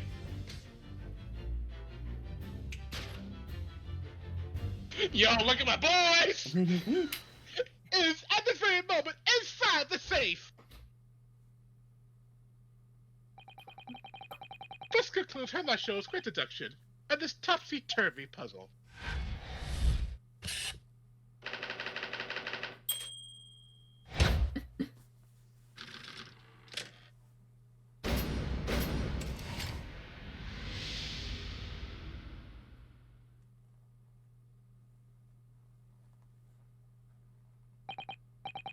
So, Mr. Naruhodo,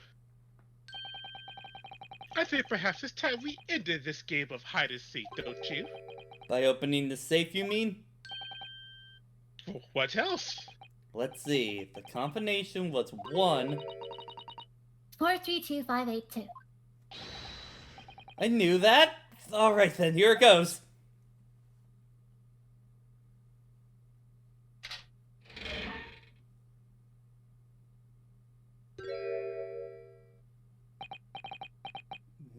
You. You want to go? You found me. You found me.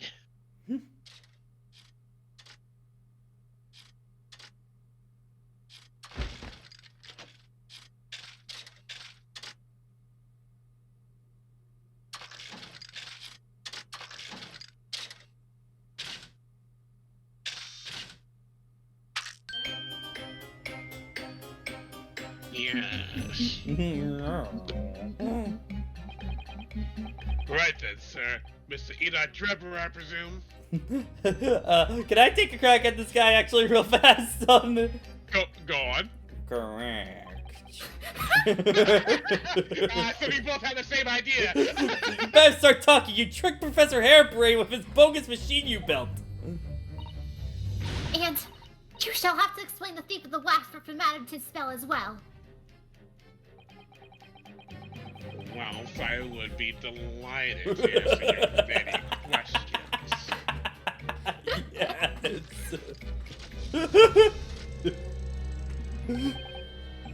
Personally, I would advise that you deactivate my little purse first.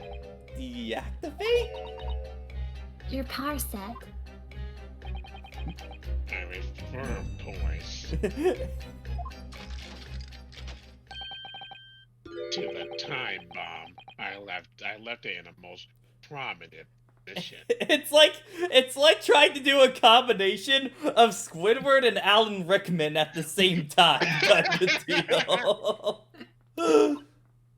SpongeBob. I see.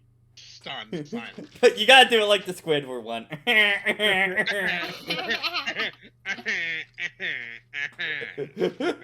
see. Stunned silent. You're all gearing up to die with me then.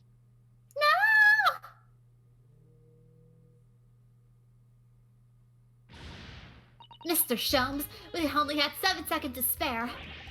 That was too close for comfort. You got 1 foot in the grave already. Are you trying to help us get a killer or get us killed? Mr. Sholmes' deductions can be completely life-altering, can't they? Almost as life-altering as your hand completely clipping through your bag right now. Look at that shit. Oh yeah, I see it. Look at that. Oh. Well, my dear fellows, that was a close shave.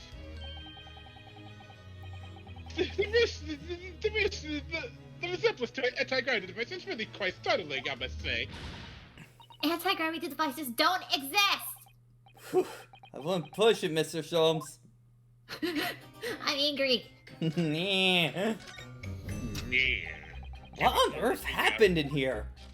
Hang on, it appears a young lady is angry. You should address that first. You found me, haven't you? no need to screw me down any further.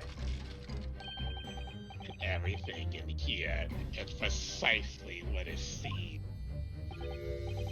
Yeah, yeah, well, excuse me. Yeah, well, we've been giving it a thorough going over. Don't you worry, Trevor.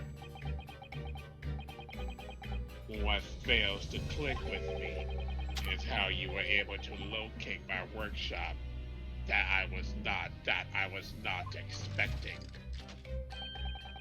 When I heard whistling from the other door, I knew it was time to bolt. I love his animation so much. Oh, this guy's animation's great. Yeah. Whistling? That would be me. That would have been me. Oh. For some reason, I woke your fire settle today. Maybe it's for some funny outfit today. No words, just tightly squeezed chips. If it weren't for the laws of this song, I would have. I would murder you. Clearly, I must have a screw loose, though, as I couldn't remember the combination for the safe. Well, that really fucked me, didn't it?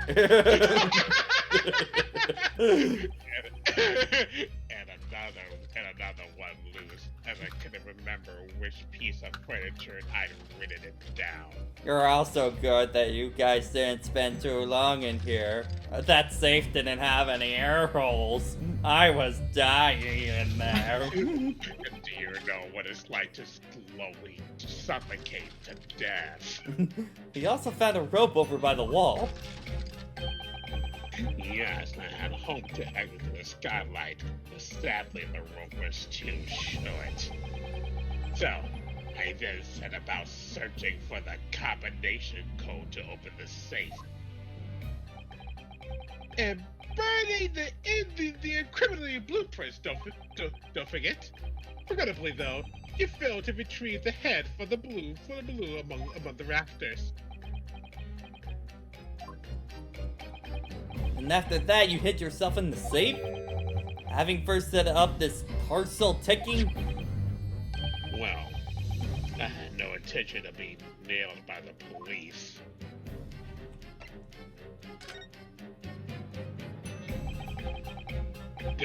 Got a death wish?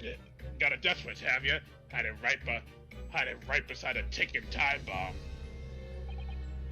Please, why do you suppose I chose to hide inside the safe? It's no ordinary safe. It's specially designed. A dynamite explosion wouldn't leave a scratch on it. So in fact, the safe was the only safe place. Precisely. Once you climb inside, you wouldn't be able to get out again. I invite you to look more closely. The safe is fitted with a handle on the inside to allow the door to be unlocked from within. God, so it is! I had always intended to blow this place to smithers in any case. I just wasn't expecting uninvited guests to come along and screw up my plans.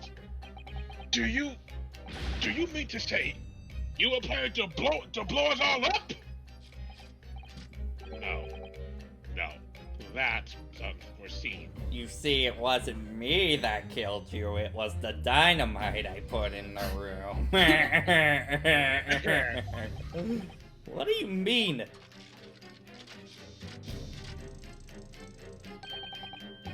Most people run, you see, when they see a ticking time bomb at their feet. But this idiot thought it was an anti-gravity device. That's a new one, even for me.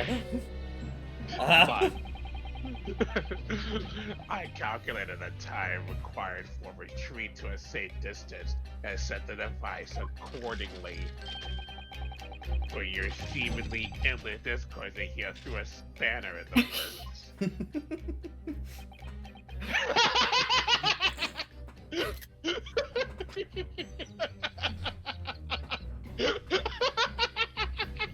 It's are getting arrested in the middle of a con right here.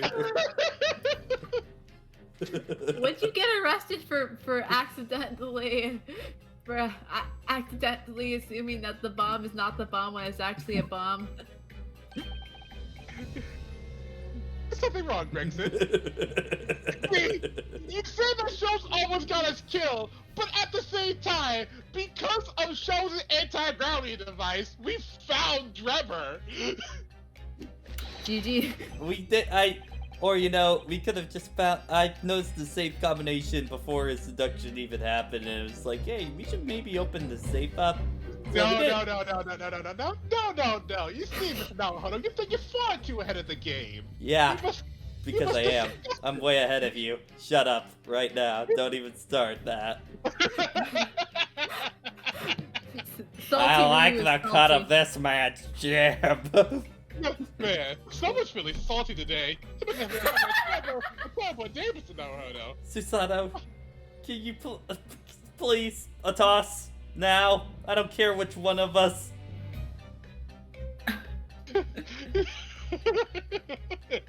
Oh, you're actually asking for it now. This is new. To release me from this sweet world. Do I have something on my face? Perhaps the usual eyes, ears, nose, and mouth? It's the entire goddamn head. I think we have a fairly good idea on what's going on here now. But how about the two incidents you evidently involved in recently? Professor Hairbrain's instantaneous kinesis experiment at the Great Exhibition, and the waxwork model you stole, which its head belongs to. He was waving the entire time.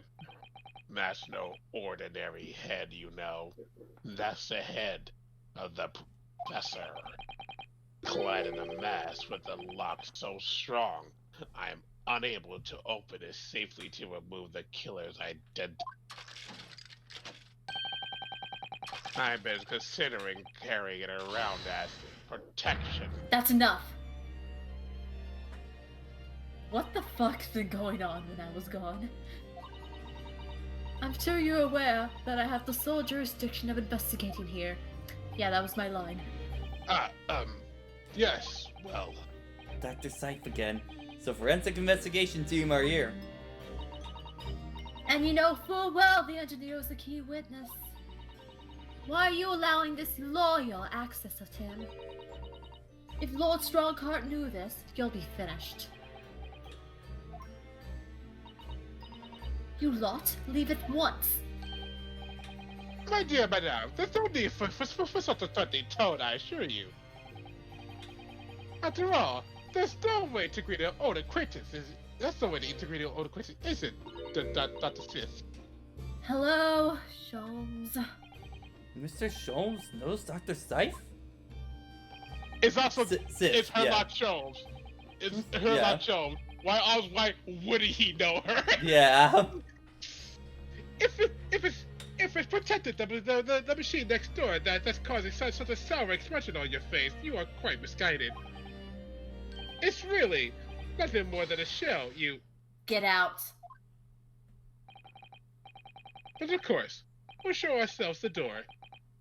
I see you haven't suffered at all. Mr. Naruhodo, Yes? it would appear that our delightfully entertaining investigations have run their course for today. But, Mr. Sholmes! Let us leave this place in the doctor's capable hands. I said get out now, all of you.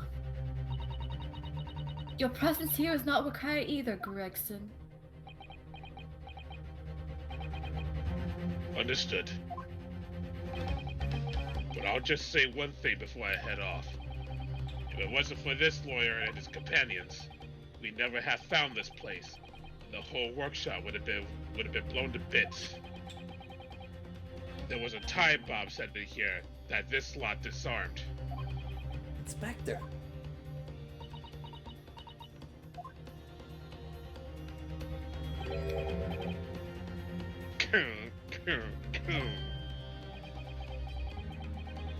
Something giving you a chuckle. Has it, Drebber? So sorry. Didn't mean to offend. You're quite right, of course. You did disarm the time bomb, didn't you? Yes, you did disarm that one. What are you?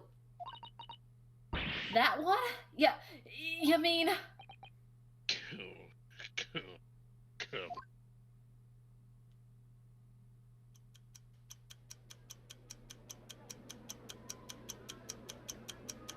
Oh shit.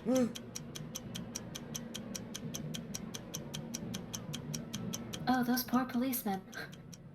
Oh, what the fuck? I think it would be charged for murder. It was hours later we heard what happened. Of the enormous explosion that ripped through the experimental stage at the Great Exhibit. Professor Hairbrain's invention and all of its secrets were blown away forever. Well, that's a cliffhanger for this weekend. Also, and Patrick, it appears that my brain was correct. You said we're gonna go a little longer than usual. When I heard we're finishing the investigation tonight, and look at that. Well, you can fake the whatchamacallit, the deduction for really adding that extra time on, sort of deal, to that. Now the real question is, can we do the entire trial if we do it early? That is the real conundrum. See, if we start it at 6 on Sunday, we might be able to get through it, kind of deal.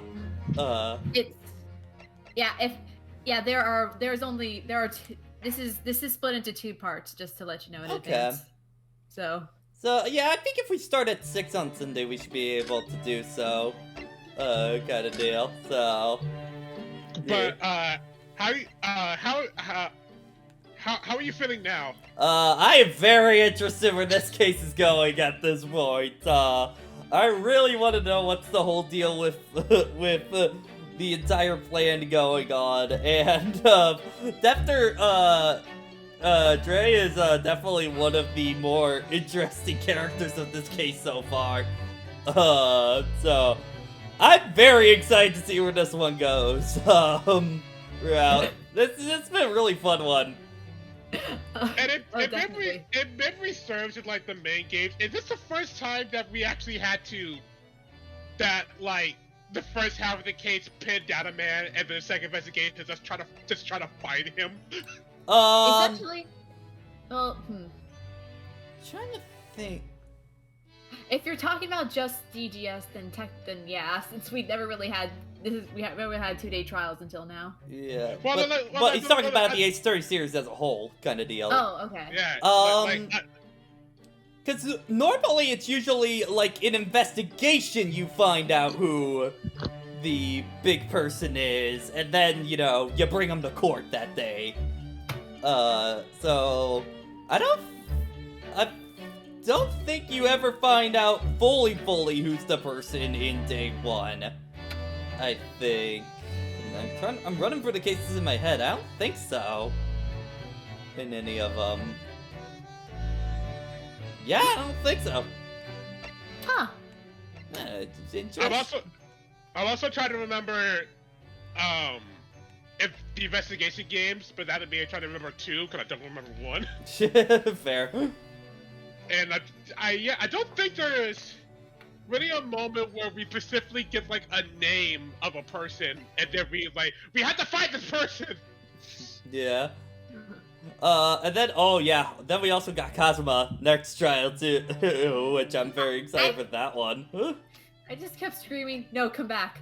No, don't you run away! Come back! Come back! Come back!" Yeah. Like if you didn't figure it out the first time, by the second investigation, they pretty much confirmed it. Yeah. Yeah. I'm glad that wasn't, because that was gonna be really maddening for me if they were really trying to draw that out and I figured it out like immediately, sort of deal, kind of deal. So I'm thankful it's talked about in this case and not a thing for case 5 or stuff like that. So Yeah. You know, like, cause like the first time that you asked me, that first time you asked, hey Jason, do you want to voice this character or should I? Because I already knew the answer, I just like, you know what, Patrick, you do it.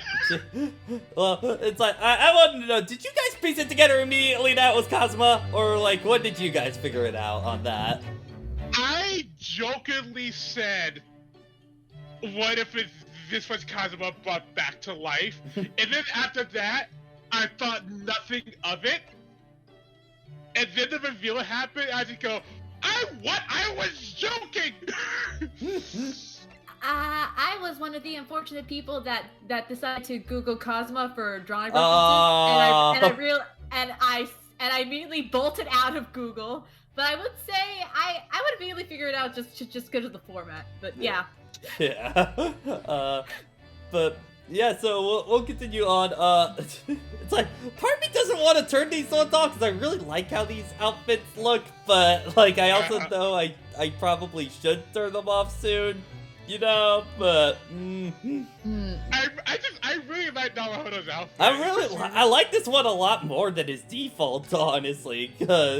Like this one's alright, but like I just like the style that this one has more, kind of deal. Like the DLC has more style, but this official one has more character. Yeah. But it's just more so like if they were what if they actually dressed up in British attire? Yeah, kind of deal. I think we'll keep these off for at least case 3. I think we'll do so, and then 4 and 5 we'll probably turn them off then. I think. Probably. For 4 and 5, seriously, keep them off. Yeah. Yeah. Alrighty. I think for the theme of case 3, it does fit. Yeah. So we will be. Oh look, this machine is dead now. Oh no. Well, no, it actually should. Oh yeah, the machine is broken up. Yeah, I can see it in the back there. But yeah, so we will continue Sunday, hopefully at 6 o'clock, and we will hopefully be wrapping this all up at that point.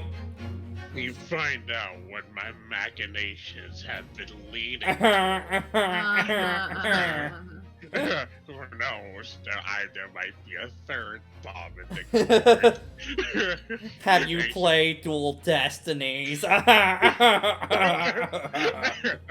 was inspired by Dual Destinies. Time to blow up a court again. I'm gonna blow up Gotham Stadium. It's time to give Apollo some bandages. Okay.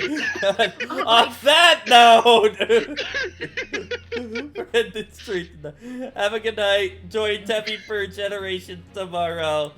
Adios.